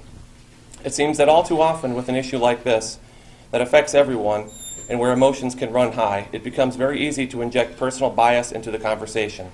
As elected officials, I hope you are able to base your decision upon facts and not personal predispositions. At our Money Creek Township meetings, I have witnessed this debate in action. At several of our regular board meetings, folks concerned with the issue of silica sand mining within our township began showing up. And as anyone who has ever served on a town board can understand, people showing up can sometimes be pretty big news. But what really stood out to me at these board meetings was this. Although not everyone necessarily agreed, everyone was respectful and listened to one another. And our supervisors, in my humble opinion, did something remarkable. They sat back, allowed the discussion to happen, and they listened. And by truly listening to the debate, our town board was able to learn the facts of the industry. Facts that include that this industry has a tendency to willingly violate local and state laws and regulations. That silica sand mines do not serve to protect and preserve agricultural land and farming activity. That multiple state agencies, including the Minnesota Department of Health and the Minnesota Environmental Quality Board, clearly state that health risks exist for sand miners as well as families living in communities surrounding silica mining operations. As a result of these meetings, discussions, and research, the Money Creek Board sent you a letter recently calling for rejection of the proposed draft ordinance and to replace it with an ordinance that prohibits silica sand mining within our county. The conclusion was relatively simple. The risks to the public welfare are too high and the benefits simply too low. We call for this board to follow through with the decision at the March 25th session and produce a document that prohibits the activity. Finally, the overwhelming public sentiment from the Money Creek Township residents taking part in this debate, as well as those that spoke up at the previous public hearing, is that prohibition is the desired outcome. As public officials and community leaders, we have a responsibility and a duty to listen to the folks we represent, even if that involves taking a stand that we personally may not agree with, or heading into uncharted legal waters when it makes sense to, in order to protect the county's beauty and way of life. Please show us the leadership we expect and summon the courage to vote to reject the existing draft ordinance and replace it with what the people of Houston County are asking for. Thank you.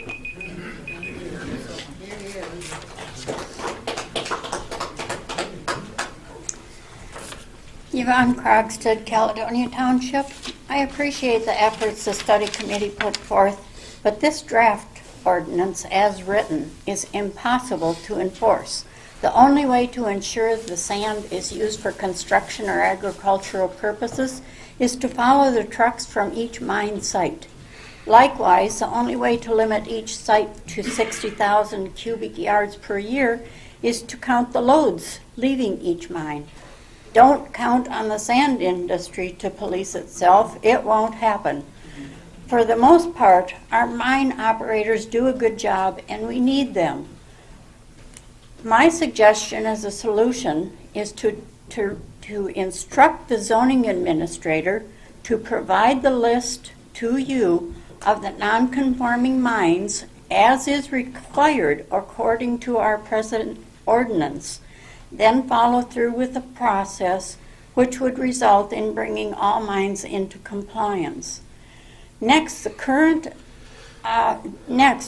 the current ordinance using Commissioner Chomey's draft, which our county attorney reviewed, banning silica frac sand mining. In addition, use the language regarding blasting from this draft because of past damage to neighbors' properties. Changing from the interim use permit in the study committee's original draft to conditional use permit in this one is a mistake. Attorney J. Squires, upon whom you heavily relied, made that recommendation. I also believe limiting an IUP to 3 years in this draft is ill-advised. An IUP issued under the current ordinance is granted solely to a person or business until there's a change. And I refer you to paragraph 0110.0704 for this. Our county attorney indicated that it's likely the county will be sued if we prohibit frac sand mining. If that happens, I'm sure most residents would rather pay more taxes and keep the destructive industry out of our county than to live with the consequences of allowing them in, which would cost more in the end. And for property rights advocates, and I am one, we must remember our rights and at our property lines. No one has the right to put a neighbor's health at risk or devalue his property. Keep in mind, what goes around comes around. We need to ban frac sand mining to keep our beautiful county intact for future generations to enjoy. Thank you. Thanks, Yvonne. Hello, I'm Humphrey Kearns on Hoka Township. I see I haven't seen many people from Hoka Township showing up, so I'd just like to address this personally to Ms. Walter. I would really like you to vote for a ban on frac sand mining, and I guess that's about all I really have to say. You know my feelings on it. I think people here have said it a lot more eloquently than I could possibly do. We can keep it up. I mean, we can have more people coming up here and talking all day. But as far as I can do, all I can really do is ask you personally to make a ban on frac sand mining, because it just isn't worth it. So thank you. Thank you.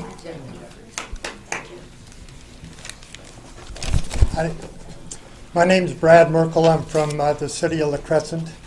I've lived here in Houston County the last 35 years.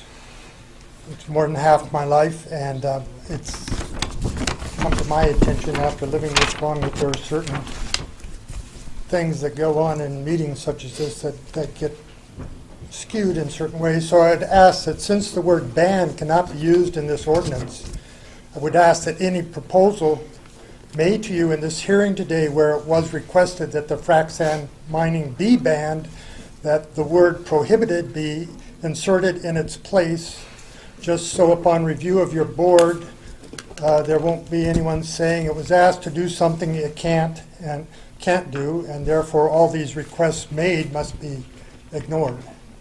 So all the sincerity of everybody who's spoken here before me using the word ban, that you can't use that word in your ordinance, then please insert the word prohibited. As to the ordinance itself, I would ask that the language be restored to the draft ordinance that was removed by the Planning Commission prior to this. I would ask that if you are going to ignore everybody who's spoken here today, in the majority, to prohibiting this, that you go back and look at the language that's in your ordinance as it stands right now under the section operational plan requirement, subdivision 3, operation limitations, where all roads used for the transportation of mined materials must be maintained to the criteria approved by the local governing unit. Now that's kind of specific but very vague, and it doesn't say who's going to pay the cost of that. You know, it says it must be maintained, but is that the mining companies must maintain it? If they tear up a paved road, are they going to put it back? If they tear up the gravel roads, are they going to keep them graded? And then further on in your, that was at page 13. At page 18, you have inspections that speak to failure by the applicant permit holder to comply with the action order or pay the cost of the inspection, that they, let's see, where does it say? That there's a non-compliance, and a corrective action order will be issued, but there's no place in here saying when that will be made. You know, it could go on for 2 weeks or a month or however long. I would ask that you correct the language to include an immediate action be taken or begun to be taken, because it says if it's not complied with, then a stop work order will be issued. Thank you. Okay? We've got the drift from you. Thank you. If you could redo that. Once more, under enforcement, it says the county may take appropriate action. I would like to change the word may to will. You Please take your seat, will you please? Okay. Thank you.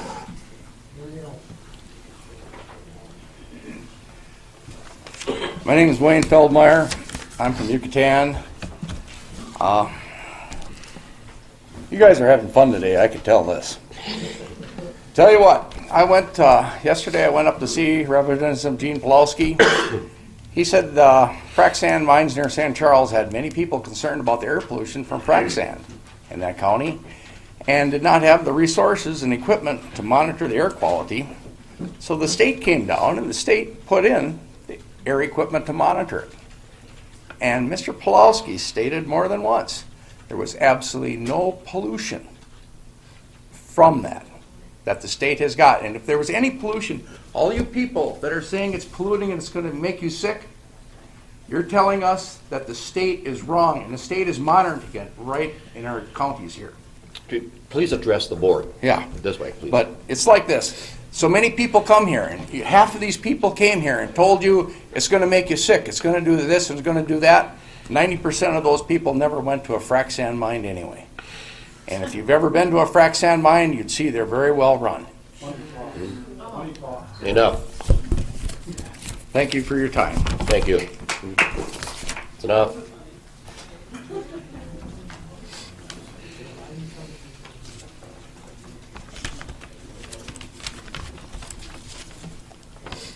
Doug Thompson from Mount Prairie Township. 407 years ago, those are words we know, Lincoln moved the nation in a minute and a half. So 3 minutes is a luxury for me. I worked many years in soil and water conservation with contractors, businesses, government units, landowners large and small, and our policy was wise use of natural resources and working toward compliance. Many good things happened, but we weren't always wise, often due to following the money bubble. We drained wetlands and converted forest land on marginal soils in the boom of the 70s. In the 80s, land values collapsed and many of these farms were lost. We helped pipeline and highway contractors develop erosion and sediment control plans, but sadly things agreed to at the table often never reached the ground. We worked toward compliance, but it seldom worked. The bigger they were, the harder we fell.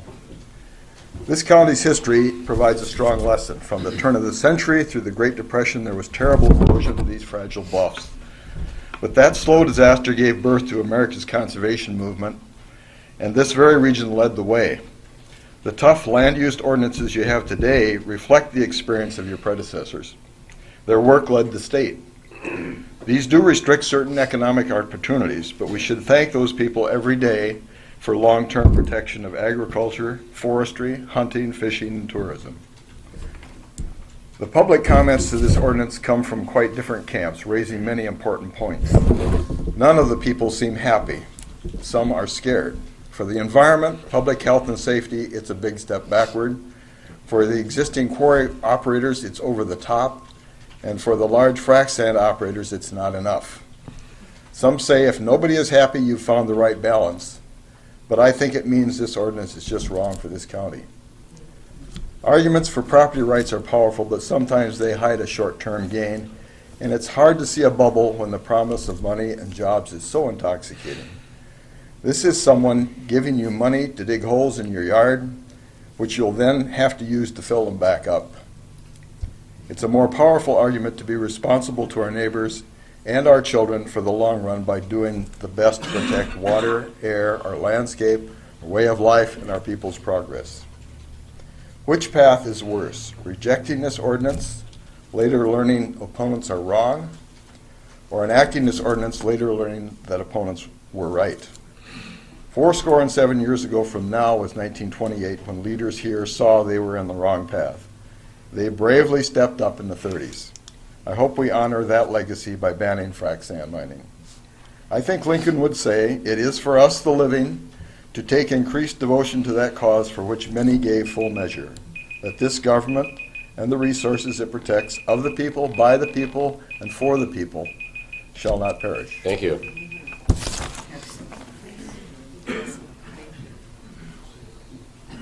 Oh, Dave Baumgartner. Well, I think you heard enough up there about sand mining, how people feel about sand mining, and I hope you guys make the right decision. La Crescent got a grant. La Crescent got a grant last year, $75,000 to remove all ash trees, dead or alive. Hey, we're going to die, aren't we? I think, aren't we? Yeah. So should we cut our heads off now, or should we wait till the trees to die? You guys make that decision.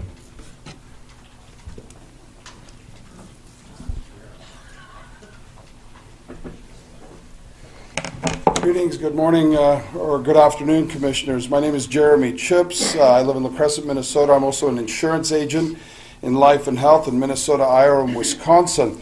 I spent also 20 years in the chemical industry for one of the largest chemical manufacturers in the world, Ecolab, teaching air and water. I also just spent a number of years working for the Mayo Clinic, running the Midwest region for Mayo in the self-insured division under Global Business Solutions. I know something about business. I'd like to first off say, I'd like to challenge the thing that Charlie Weiser said when he was up here. He talked about 50 years in the past and 50 years into the future, and we should just move ahead. There was two things missing of his statement. One was the word science and scientific, and the other big, huge missing connection there was the word technology. I think technology changes in a 100-year period, and we need to look at that. I started going, when I heard about this, I didn't know a lot about sand frac mining, but I spent a lot of time researching. I went to the meetings, research committee meetings, and I was really surprised, even though I stayed very, very quiet over several months of watching and listening. I saw that the research committee lacked the very analytical tools needed to do the proper steps, I thought, to come up with some real reasoning of where to go with this. There was no scientific review. There was no in-depth research of risks and dangers. I was very disappointed by that. Mr. Griffin, who sometimes I saw strong-arming that research committee, exposed he didn't really know very much about mining at all. I have a funny story about him with a chemical bottle talking with some miners where he didn't even understand they were already using flocculants. And a story I'll spare for you and tell you at another time. But I was disappointed in that. Mr. Griffith then went to the planning and zoning, and I watched them thrust through new language into an ordinance, further weakening it and leaving it quite barren. I couldn't understand why the scientific thoughts were not going in properly, looking at how we could guard our community while looking at frac sand mining.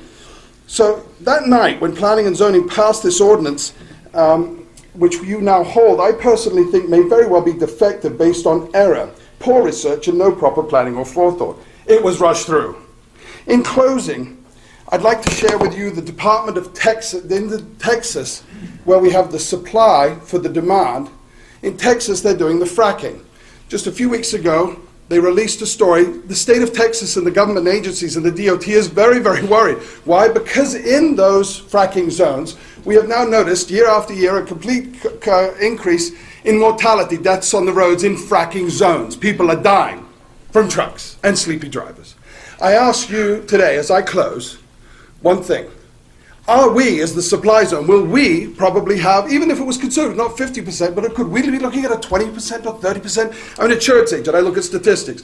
Could we be looking at a 50% increase in mortality on our roads in Houston County?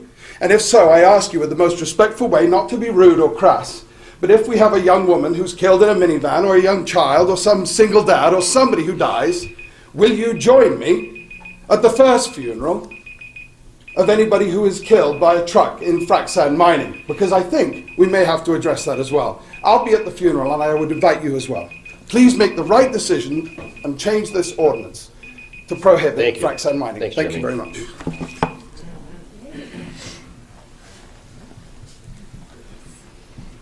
Bruce Keemock of Caledonia. Reclamation is required by the Clean Water Act and the state, and even this county has reclamation ordinance. Many sand mining companies have taken to leasing land rather than purchasing the land, or making a contract with the landowner for a certain royalty per ton of sand shipped out of that land.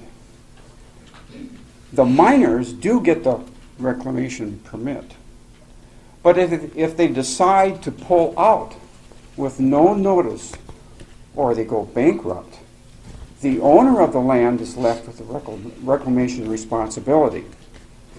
The cost for doing or completing the reclamation runs approximately, in today's dollars, $1 million per 20 acres. The landowners generally don't have that kind of money, and thus the county will be left paying the bill for reclamation. On the other hand, if the sand company buys the land and does not reclaim it, guess who gets the bill? The county. You better talk about money, or we should talk about money. Yes, we should talk about money. I do not think if the county got sued for having an ordinance that would discourage frac sand mining, that it would come anywhere near close if you allowed it to go forward and we had these holes everywhere. Thank you. Thank you.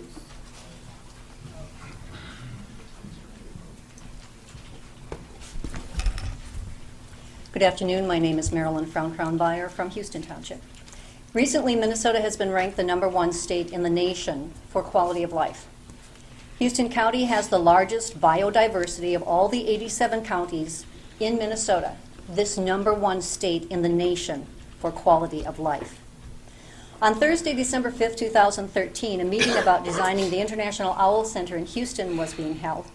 One of the two architects from the firm LHB Corporation, with offices in Duluth and Minneapolis, Mike Fisher, a Bush fellow, stood up to speak, commenting about driving into Houston County after you drop down off I-90. He said with awe in his voice, "You enter this magical place." It was 7:32 p.m. This was a man in his 50s. He stated what most of the people in Houston County feel. He does not live here. He just wishes he could. This past year, on a number of occasions, it was necessary for me to serve as an alternate on the Silica Sand Rulemaking Advisory Panel, which met in Orinoco. On one occasion, the representative from Unimin Corporation, one of the largest non-metallic mineral mining corporations in North America, was seated at my right.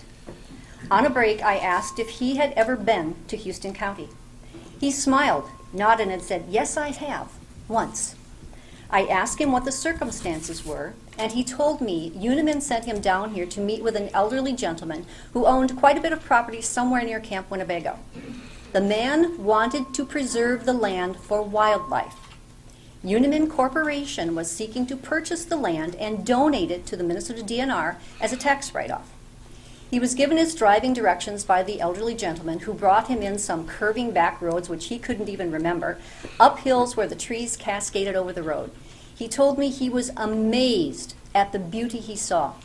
He talked avidly about breaks in the trees along the side of the road where he could see into the meadow, and there were deer browsing there, and then he drove further up the hill through more cascading trees hanging over the road, and there would be another break in the trees, and he would see more deer in the meadow. He stated he felt as though he were driving through a movie set, and all this was being prepared just for him. He was astonished by the peace, the serenity, and the beauty. I nodded and smiled knowingly, precisely what he meant.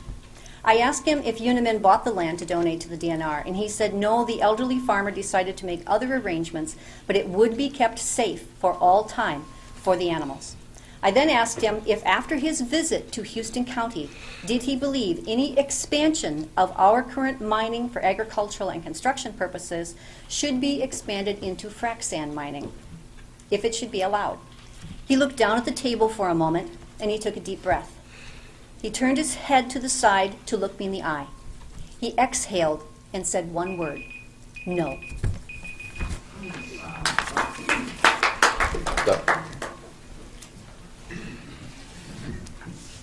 Good morning, Commissioners. Ken Jumper from La Crescent Township. For about 3 years, about a dozen of us have been coming here and really trying to convince you to ban frac sand mining, and we've done a lot with the public comment period, and one of the feedbacks we got was that you wanted to see new people to talk about this. Are you convinced? Are you convinced today? Because there was about 125 people out in the hall who would have liked to have spoke but went home because they just thought they would never have a chance to do that. I want to talk about the politics of frac sand mining because everything else has been talked about. I had the great privilege of representing this county in the legislature for 2 years. And one of the things you learn there is that sooner or later, after all the talking, there's got to be a vote by somebody, okay? And there's going to be 2 votes here. One to put some language back in to this proposed draft that somehow bans frac sand mining, and then the other for final approval. In the 2 years I was in the legislature, I probably cast 800 votes. And the most important vote I cast was not a bonding bill, it wasn't a budget bill, it wasn't a transportation funding bill. It was a bill to called I can't remember what it was now. The Freedom to Breathe Act. The Freedom to Breathe Act in Minnesota, which barred secondhand smoking, barred exposure to secondhand smoking. You press a green button, And for the next several decades, thousands of Minnesotans were free of the sickness and death caused by inhaling secondhand smoke in bars and restaurants. That's an incredible power, Commissioner Schultz and Commissioner Walters. And you have the same power, that same power to affect the future by what the two of you do and how you're going to vote on these two votes that are coming up before the board on this draft ordinance. I hope you really understand that. Few elected people ever have a chance to affect the future like you're going to have by pressing a green button, so to speak, or a red button. In the 3 years we've been coming here, this group of about a dozen of us, I would argue we've been proven correct on everything. We certainly have put a tremendous amount of scientific and legal information in front of you. We are correct that this board, under state law, can ban frac sand mining. We were correct about the 3/5 majority needed to put that language back into the ordinance that the Planning Commission illegally took out, in my opinion. And I believe we're correct in saying that the vast majority of people in this county want frac sand mining prohibited. They're not all talking about it in the narrow political context that you're going to be looking at it, but the sentiment is clearly that people do not want frac sand mining of any scale in this county. Thank you very much. Thanks, Ken.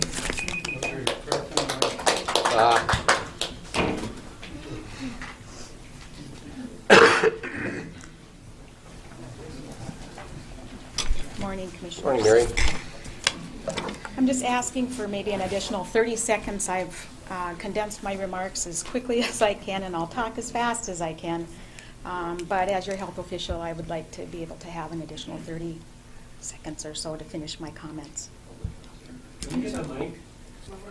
Which one is it here? The little flat one. Oh, this Flat one? one. Okay. Don't put any paper over it. Okay. All right. I won't shuffle my paper. Okay. Mary Marshall, 611 Vista, Caledonia. My interest as Houston County Director of Public Health and Community Health Services Administrator is to responsibly address the facts around the various health issues concerning frac sand mining. This testimony has been prepared by my own volition and reflects recommendations based on the best possible information and data at my disposal. Assigned by the board to the latest frac study committee, I attended all of the meetings with the exception of the last two in January. I've researched and studied the potential public health impacts of non-metallic sand mining and the implications of such operations on the population's health, perhaps more than any single public health issue during my 30-plus years in public health administration. Many say sand is sand. However, all sand is not created equal. Respirable silica, crystalline silica, RCS, particles do not dissolve, have a sharp crystalline shape, and embed permanently in the lungs. Fine particulate matter can travel and remain in the air. RCS is a carcinogen, and prolonged or repeated exposure to fine dust causes severe scarring of the lungs, a disease called silicosis, for which there is no effective treatment. In addition, inhalation of silica particles has been linked to lung cancer, bronchitis, and tuberculosis. Disease may not show up until years later, even after a person is no longer breathing RCS. The very young, the elderly, and people who already have health problems are more affected, but anyone can be made ill by breathing this air pollutant. Diesel particulate matter is a part of a complex mixture that makes up diesel exhaust, and the particulate size of greatest health concerns are those that are fine or extra fine. These particulates have been declared a Group 1 carcinogen by the World Health Organization and the International Agency for Research on Cancer. The Environmental Quality Board cites in its document that exposure can cause adverse respiratory and cardiovascular health effects, including decreased lung function, aggravated asthma, irregular heartbeat, and heart attacks, increased hospitalizations and premature death in people with heart and lung disease. Projections indicate that there are well over 20,000 premature deaths annually from fine particulate and significant upper and lower respiratory impacts to children. Having served on the study committee, I believe I understand the multiple facets of the equation, as well as your desire to balance the competing interests. I get it. I brought up the issue of silicosis and asked the group if it was interested in hearing more from Dr. Wayne Fearson, a well-respected Mayo internist studied in silica and diesel particulates related to air quality. We discussed retrofitting trucks older than 2007 with scrubbers, but concerns of cost and enforcement challenged that provision. I contacted Dr. Crispin Pierce of the University of Wisconsin-Eau Claire regarding his work around air quality monitoring of silica despite many disputed claims. I communicated with the MPCA Industrial Division engineers, MCIT regarding litigation representation, and the Trempealeau County Health Officer. During discussions in the study concerning group volumes, I voiced my concerns around the 60,000 cubic yard threshold and requested that we vote on lowering the threshold to 40,000 cubic yards after hearing from the miners stating their current volumes are between 30 and 35,000 cubic yards. My point is that there are plenty of different interests, perspectives, disagreements in areas that need much more study. Undoubtedly, there is a lack of reliable, accurate research about the safety of large industrial scale silica mining, which also applies to the smaller scale operations. But what we do know is that low-level exposure to particulate matter that is frequently repeated for long periods of time will create serious health consequences. The few existing long-term studies have all been conducted on individual isolated mines, while the cumulative effects of several mines in close geographic proximity to one another has never been studied. As such, it is my opinion that extreme caution is a prudent, common sense response to such lack of certainty. The historical record for other innocuous substances teaches us to respond with caution to airborne particulates. Examples include asbestos, tobacco, lead-based paint were common for decades until the toxic effects and damage of these substances were widely realized. Unfortunately, it takes 30 years to see the consequences of poor strategy to mitigate risks while the damage is done. We are at the earliest stages of understanding the short, midterm, and long-term effects of silicon mining on the health and welfare of the people who live and work within close proximity to these mines. Most at risk from contaminated air are those who live near the mines, particularly children and the elderly who may breathe the air 24/7. This is legacy-leaving work. It is undoubtedly the single most important public health issue before Houston County today. As the Community Health Board, the Minnesota's Local Public Health Act clearly defines your powers and duties. Standards established under the Section 145A, Subdivision 1A4 state that a community health board shall protect against environmental health hazards by addressing aspects of... This is important information. I'm almost done. Quiet. Just let her finish. She's our public health nurse. I am your public health official. So standards established under 145A, Subdivision 1-4, state that a community health board shall protect against environmental health hazards by addressing aspects of the environment that pose risks to human health. In alignment with those responsibilities, I believe the aforementioned justifications could supply you with enough rationale to reduce the volumes, thresholds, limit the number of mines, and/or replace the restrictive sand mining language put there by the study committee, while keeping whole our current level of sand mining for agriculture and construction purposes. By doing so, we significantly move the needle closer to performing our due diligence efforts to protect the public's health for today, tomorrow, and generations to come. Thank you very much. Thanks, Mary. Please. It wasn't on our side. It wasn't on our side. Yes, it was. Yes, it was, guys. That's enough. Quiet.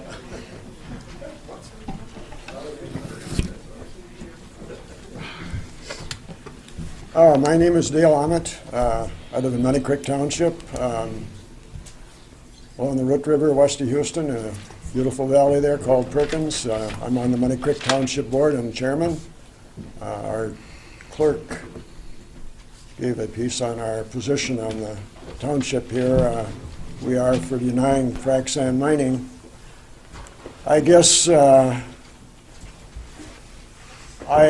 have a point in regards to regulation and enforcement, control of what could go on with these frac sand minings, just like with construction projects we have now. We had a construction project in our valley last couple of years that ended up applying for 3 borrow pits. One was near a rural cemetery, and we you were gracious enough when we opposed that, you denied it.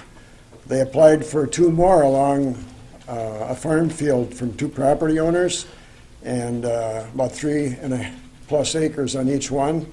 And they excavated those, and they were supposed to put topsoil back on, and they didn't.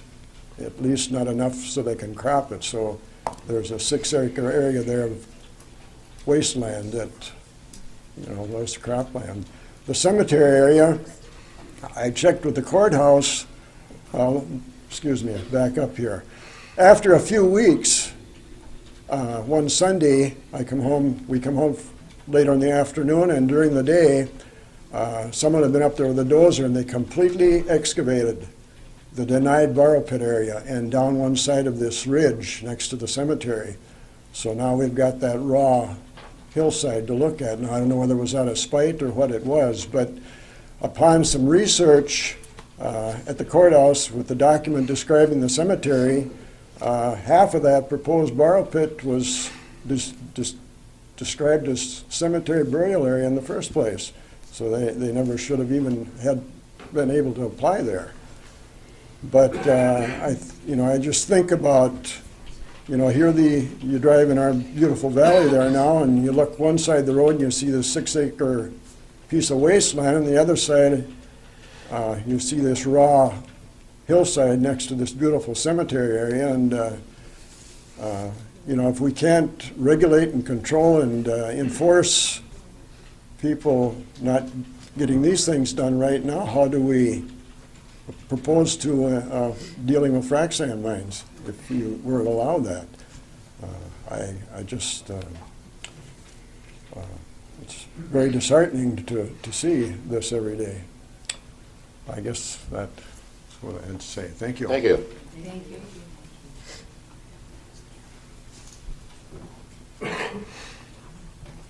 Does anyone else wish to speak? Here we go.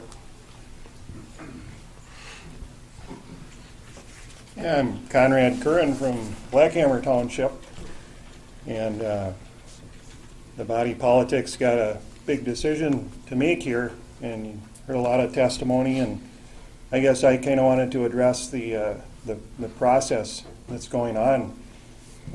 We see it in the feedlot rules, we see it in the 40-acre rules, and it pops up again in this draft of the ordinance where the setbacks for one person end up taking the property rights of somebody else. And so I guess if you ban this, that's not going to be an issue anymore with this draft, but it's something that'll probably come up in the future, and I think we need to address the past regulations that infringe that way. Here we're looking at whether something constitutes enough of a risk of trespass on neighboring properties, whether to ban it, but at the same time, the language in the ordinance trespasses on the neighboring property. So I think if somebody needs setbacks for something, whether it's a feedlot, a sand mine, the 40-acre rule, I think that those setbacks should be something that has to be owned by the person that's taking the risk. And that's all I wanted to address today. Thanks. Thank you.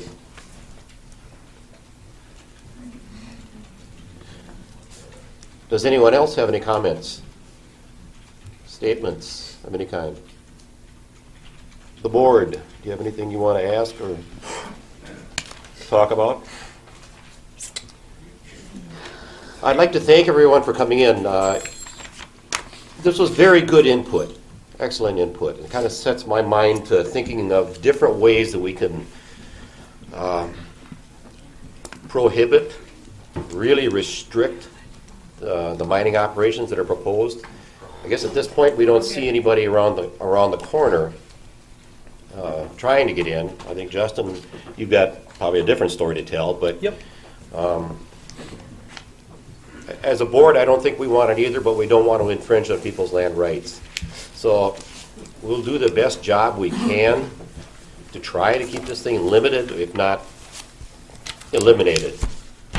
Thank you again for coming. We appreciate it. Yeah, and Mr. Board Chair, I guess I would Show of move. hands of where you Hold are on. now? Hold on. I guess I would move to close the public hearing and continue with the regular board meeting at this point. Is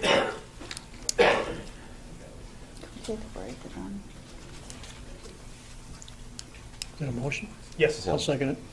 Motion by Justin, second by Dana to close the public hearing and convene a board meeting. Reconvene. Excuse me? Reconvene. Reconvene a board meeting, okay. All of those in favor, say aye. Aye. Opposed, nay. Motion is carried. A couple things I guess I wanted to bring up. Going through this ordinance, there is some good things, there's some bad things, obviously you heard from both sides. A few quick little housekeeping items. I just wanted to kind of maybe go through this document real quick. There was one spot that let's see, we'll go back here. Under 110-2702, or I'm sorry, 2703, subdivision 3, under industrial minerals, minings, gases, and fluids, there's one thing in there that there's a little misprint. I think it got corrected. I wasn't 100% sure. They had a typo. It says under it says sand, quartz, mine, and access to the volume limits under those stated in 110-2708 subdivision 4. Technically, it should be subdivision 1, paragraph 4, because it leads you into water. So that needs to be changed. And then I guess with that, I would move that be changed. Do you want to do one at a time or do them all at once, or? One at a time. One at a time. Okay, one at a time. Then I would move that gets changed to 2708 subdivision 1, paragraph 4. We can't hear the people talking, please. Quiet, please. Thank you. That was just a typo, I think, more than anything. Yeah. So Yep. I just want to make sure that's corrected and accurate. I'll make a motion to correct the typo. I'll second. Motion by Teresa, second by Dana to make that correction. Any discussion? All of those in favor signify by saying aye. Aye. Opposed, nay. The motion is carried. And I would also add the language into that same section that it would be stated that any sand, quartz, or silica crystals as defined by MPCA or Minnesota Statute 116C-0.99 mined for uses other than local construction and agricultural purposes. Say that again. Read it again. Okay.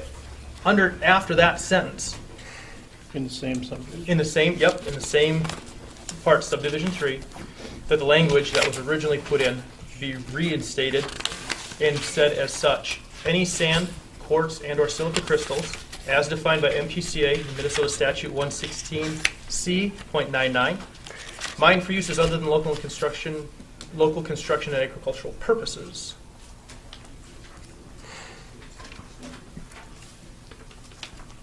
I'll second that. Why do we need local? To have some sort of definition. Otherwise, is it Germany? Oh no, but what does local mean? You can't hear. The question was, why would we need to have local? And my answer to that is we need to have some sort of grounds in order to have some definition for containment. Otherwise, it could mean anything. So I would stress that we should have for local construction and agricultural purposes in there, so that it doesn't have, it has some sort of definition to a boundary to it. I don't think we should have the word local. I think a lot of our construction and agricultural, they sell from Winona all over. Which would, we'd which have would to also probably define be that. considered local, and I would let the court decide what local is. Otherwise, now you have the opportunity to say, well, is local Wyoming? Is local, is local Afghanistan? I mean, it's still on the same planet. It's local not compared to Jupiter. It's an extreme way of looking at it, but it is true. By having local, it would at least have some sort of definition. And if somebody wants to challenge it, I would welcome the courts to challenge what the definition of local is. But without saying it, I'm afraid it's going to allow expansion to anywhere, and we really don't have any way to control that. I would agree with your, for agricultural construction purposes without the word local. We have a motion and a second, I think. Okay. Are we basically, I don't want to get carried away here, but are we basically adopting this ordinance? I'm making changes right now. And I don't think that that's okay. I just don't know that we need to be putting it as motions. You have any idea? I think it may need some patching up here and there.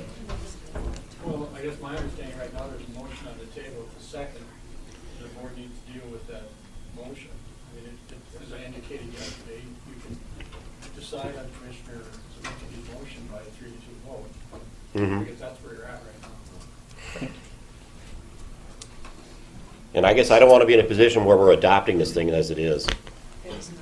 My understanding is there's a motion.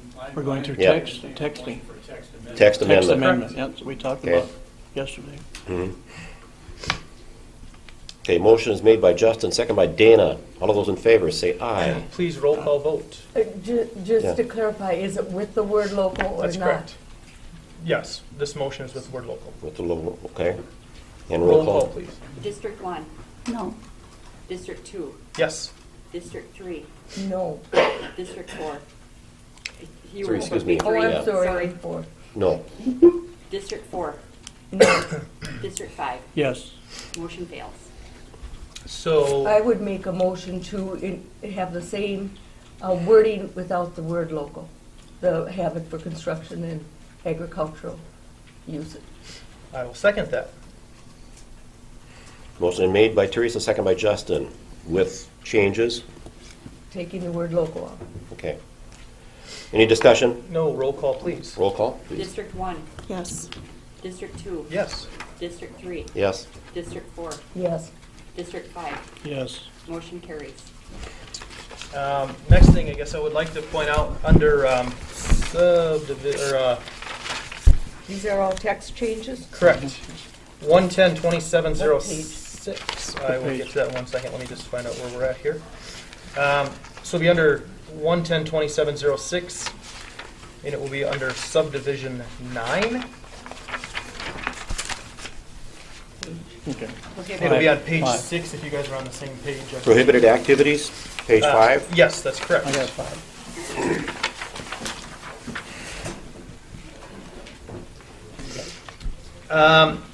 Under this, I guess this is just another simple change, just to clarify right now at the bottom on number 8. It says any mining of industrial minerals, metals, and fluids and gases as defined by this section. I would like to more specify what this section actually means and actually put in the section number 110-2701 subdivision 3. Kind of a minor correction, but just to clarify that a little bit more. That's a motion That would be a motion. by Justin. Is there a second? I'll second it. Second by Dana. Any discussion? All of those in favor say aye. I'm a little unclear what you want there. Do you see where it says, it just says by this section? It By doesn't this specify section? what this section so is. by section. But I want to put the section number and subdivision in its Okay, place. and that is 110.27 subdivision 3? 110-2701 subdivision 3. 01 subdivision 3. Thank you. No further discussion?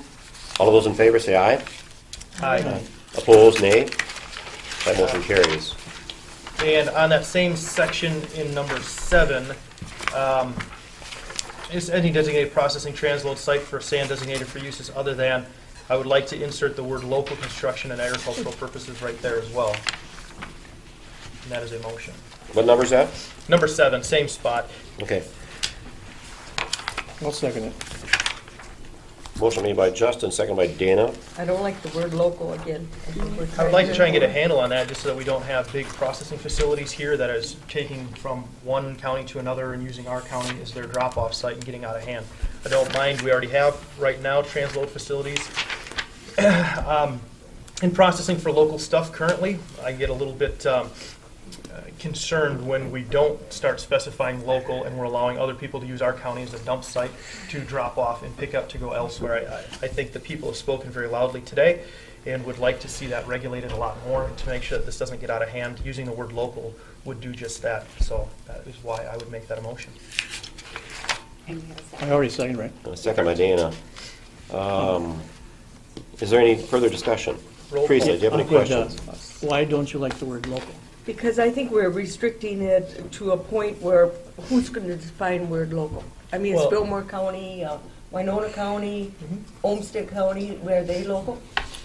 Yeah, I mean, you know, how in do my we- definition, it's why- local, but now do you classify North Dakota local? New Albany? You know, I mean, We are at- where does local stop? Just we like I are at said, Houston. Well, where that's does right, local that's stop? why I County. don't want the word local in there. We are a because you Houston can't County define it. board, Teresa. We are a Houston County Board, Well, I local. know we're the Houston County Board. I'm And we just can saying- define it. Well, If could somebody we say wants to challenge it, we local can. counties, within local, you know, without stretching it Local too far? surrounding counties? Surrounding counties, something along that line. I mean, it restricts Where it does go to somewhat. Iowa? I mean, why do we need the word local in the real? Well, if we don't have local, would you allow it to be taken anywhere? Isn't that kind of taken? It would go to a local state probably then. Right, is it considered, is it Yeah. a local state? Is it local as in anywhere in the United States? Because we're not European, and we're considered local here in the US. I have an issue when we don't nail down things. So that's why I would very much recommend local. So who's going to decide what's local and Well, what we're the isn't? county board, so if somebody comes in for a permit and they ask us, we can ask them what local is. We have the authority to determine what local is. The court system also has the capabilities of determining what local is. It's going to be a little bit difficult to try and pinpoint that within a 30-mile radius, 60-mile radius, That's why I within don't three think it surrounding should be in counties, the ordinance. I within don't the think we United should States. have local in there either. So, I don't think it should be in the ordinance. So we I should- think we can determine it when they come in for the permit. okay. So we should, I just want to make it very clear in front of everybody out here what you're saying. What you're saying is you'd like it to be used for any purpose, no matter where its designation, no matter who's coming and going, doesn't matter. It's not regulated to just our own surrounding communities and neighbors' I use. think It's for when we anybody. have an ordinance, people come in for the permit and they have to state everything in their permit that they're going to do, where it's going, what's coming on. That's when it's determined. I don't think we should put that specific in the ordinance. Should That's we- just my opinion. So do we have any teeth when somebody does come in and say, I want to use it I for think this? we And they have a say, lot of well, why are teeth in you this. regulating me? That doesn't say that you can do that somewhere. I mean, you know, it's giving you some teeth in order to do exactly what you're asking to do. Sam, how do you feel about the word local? Frankly, it's not my college. No, Yeah. it's not. Say, way to go. Smart. Yeah. I see nothing wrong with the word local. We could amend it later if you don't like it. But we're We tried. doing it right now. Why Yes. would we want to redo it, talk about redoing it right away? I Why don't wouldn't you think the not? word local is Or just necessary. take a vote then. For any further discussion? Roll call, please. Okay. Motion is, say again. To insert the word under subdivision 7, any designated processing transload site for sand designated for uses other than, insert the word local construction and agricultural purposes. Using the word local is the new inserted word. Okay, understood? District Call the 1. roll. No. District 2. Yes. District 3. Aye. District 4. No. District 5. Yes. Motion carries. And the last little... Quiet. There's two more small ones. This one's just another quick housekeeping item just to try and... okay, under, it'd be on our page 9. Under what? I think All our right, pages are one different. second. My pages are different. Okay, it's under section 2708. It's under subdivision 3. I'm sorry. Subdivision 4. Or subdivision 1, sorry, paragraph 4. Subdivision 1, paragraph 4. Under volume limits, on that very, very last spot down there, the last part of that reads, this limit can be exceeded during times of government declared natural disasters or emergencies, or public construction projects. The zoning administrator shall approve in writing any exceedance of these limits. I would add in there after zoning administrator should be and county board. The thought behind that is if the county board is the one that has to declare the natural emergency disaster, it should probably be their signature that's on there to approve the extending of that. So I think more or it's less, that's actually a given, I think, even too, so. yeah, so I just want to clarify that for this. I see nothing wrong with putting that in there. I'll second it. Motion made and seconded. Justin, motion, Dana, second. Any other discussion? All of those in favor say aye. Aye. Opposed, nay. The And motion then is carried. the last thing was actually brought up by a gentleman in the mining industry that makes a good point as far as clarification here. Under section 110.2705, about a third of the way down under non-conforming mines, there is a area in here that says, for the purpose of this section, expansion means any increase in dimension, size, area, volume of mine site. Expansion also includes placement of a structure or part thereof where none existed before. I guess a little discussion on that one. The point was made, and I think it's a valid point, is structure is not necessarily defined. The gentleman had a concern as far as weigh scales, which I think is what we're all trying to get a handle on and make sure that everybody's weighing up and being honest, that that would be considered a structure. Is that considered a prohibited item under that? I think the study committee, and Trisha can maybe attest to this, I think our intention was building structures, big permanent things like that, not scales, or like the scale house that goes with the scale, anything like that. So I guess maybe a little bit of discussion on that one. The recommendation, I guess, that I would have to that would be that we include the placement of structures not to include weigh scales or part thereof that not existed before, just to make it very clear that we're looking at permanent building structures more than just like scale structures. So, thoughts? So you want to do what? Well, I'm just brainstorming out loud as far as how do you describe? Verbiage on there? Say that again? Did you have verbiage on there on what you want writing? Well, the only verbiage that I was maybe thinking of putting in there, and maybe some discussion, like I said, kind of off my top of the head right now. Expansion also includes any placement of a structure, but not to include weigh scales. Yeah, something for sure. Like that, weigh scales for sure. We don't want to do that. Yeah. So we're not hindering that aspect of it. Could we put that in parentheses, maybe not to include weigh scales? Say that one more time, Cheryl? Maybe put that in parentheses. That's what I'm not to thinking. include- Yeah. Okay. Just to specify, so it's not so confusing. In a scale house? Yeah, I'm thinking that Something- too. Or, Maybe or scale house. Whatever. Some kind of an attachment. Yeah. Okay. That Which goes I with the understand, scale. getting out of the That goes rain with- and keeping electronics out and stuff. Yeah. Sure. Yeah. So.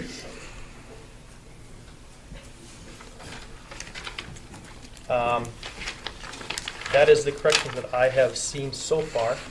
Are we going to do a motion on that? Yeah, do you want that as Oh, I'm sorry. Yes, is that? motion by Justin? Yes. Is there a second? I'll second it. Second by Teresa. Any other discussion? All of those in favor say aye. Aye. And opposed, nay. Motion carries. Anything else? The same notes. There has been some discussion. Obviously, I was taking a tally as we were going. 71% for band 6 on the opposite side of this, about 92% of the people. I guess maybe just wanted to talk as far as, I guess I think we kind of owe it to the people to have a little bit of discussion here as far as where the board's intentions are going. We did have some band language that was brought forward. More or less just having some discussion. Like I said, I think we owe it to the people that came here, the 92% of the people asking for it, what the board's position is, wishes. We've had some discussion with our attorney the other day, and kind of would like to maybe have a little bit of discussion here on that as well before we close. I haven't actually seen the ordinance yet, so I cannot speak on it. I guess the question is, does I never got it somehow. My Do you feel- email do got we- goofed up, so I can't even. Do we feel that this, what we've changed today is strong enough, and do we need more verbiage, more, like my band language? Would that be able to be part of, Well, I think, I guess my thoughts are... with all the people, like I said, 97% of them are wanting to ban it? Yep, and I guess my thoughts are, as far as the corrections that we added to this document, I do feel that it is a very, now, after these changes, it becomes a strong document. It does, it does already right now prohibit this, but, we've got a lot of people that have asked for the wording out there, the language for a flat-out ban. Wondering whether the three commissioners, if this is something we would like to talk about further, put on for discussion for Dana's band language, or if it's off the table. I just want to know where everybody sits here while we've got a captive audience, just to know. I think in order to kind of somewhat protect ourselves, I think we should have something in there that defines our county, the karst topography, our geology, the driftless area, that we've got reasons why we don't want that kind of activity going on here. And I think have that it maybe in my language. would go a lot further in letting us get away with a prohibition. You know, I haven't seen Dana's. I'm sorry, I thought you all got a copy of it when after Sam looked at it. I didn't, but I've had some But that could be inserted in that section. But I mean, Yeah. so I would want to, before we do that, I'd want to have a full discussion about that ordinance, which we have never discussed. Well, I guess that's what we're asking now. We'll go forward. Yeah, I guess it seems to me that this If you have- wording that we just put in prohibits. Mhm. Prohibits anything Right. that's not agricultural construction. Yes, I agree. So why would we need another one? That's why I wanted to talk about that discussion, if we feel there's still a need to go forward with that document, or if maybe we would like to have as a redundant I would like everyone copy to or look something. at it and have a discussion on it. I'd just like to see this, this prohibition reinforced some way. This is why. It's not because the people don't want it. It's concrete evidence, science. It shouldn't happen.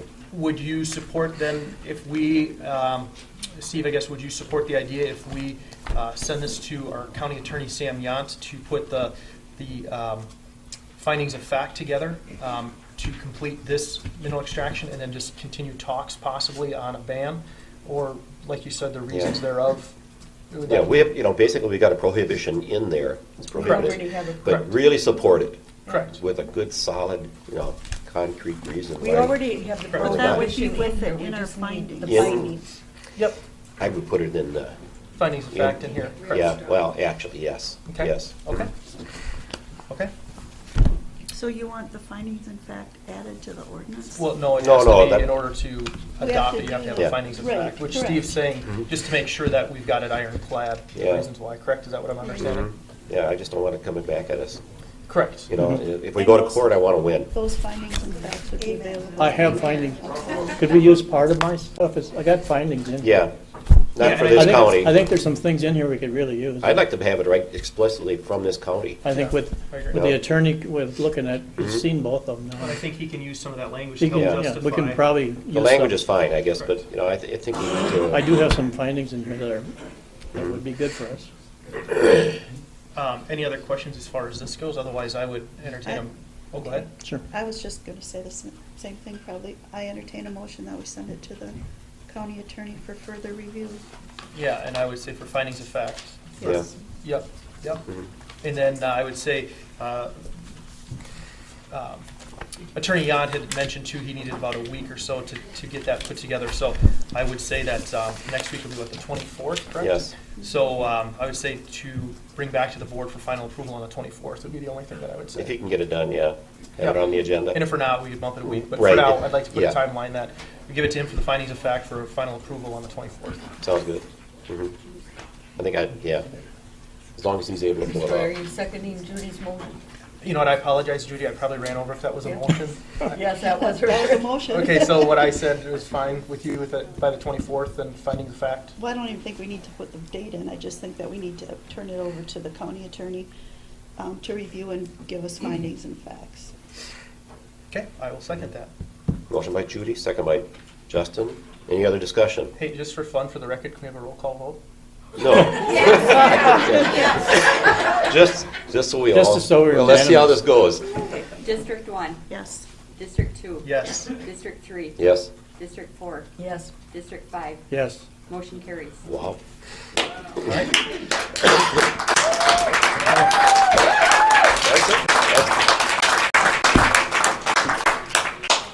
That's it. Is there any further business? I think we should thank people for showing up. We did.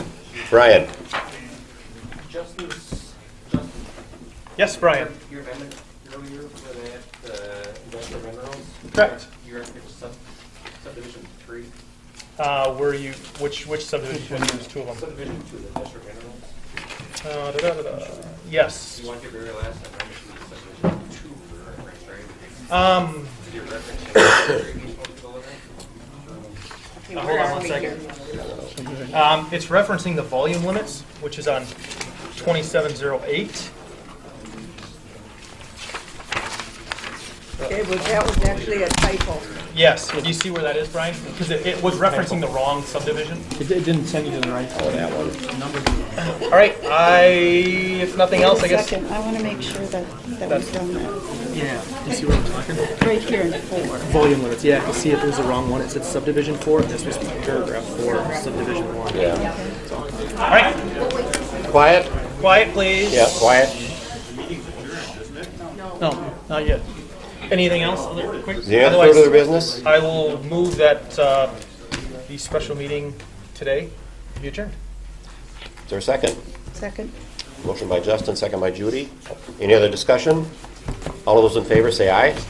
Aye. Opposed, nay. We are adjourned.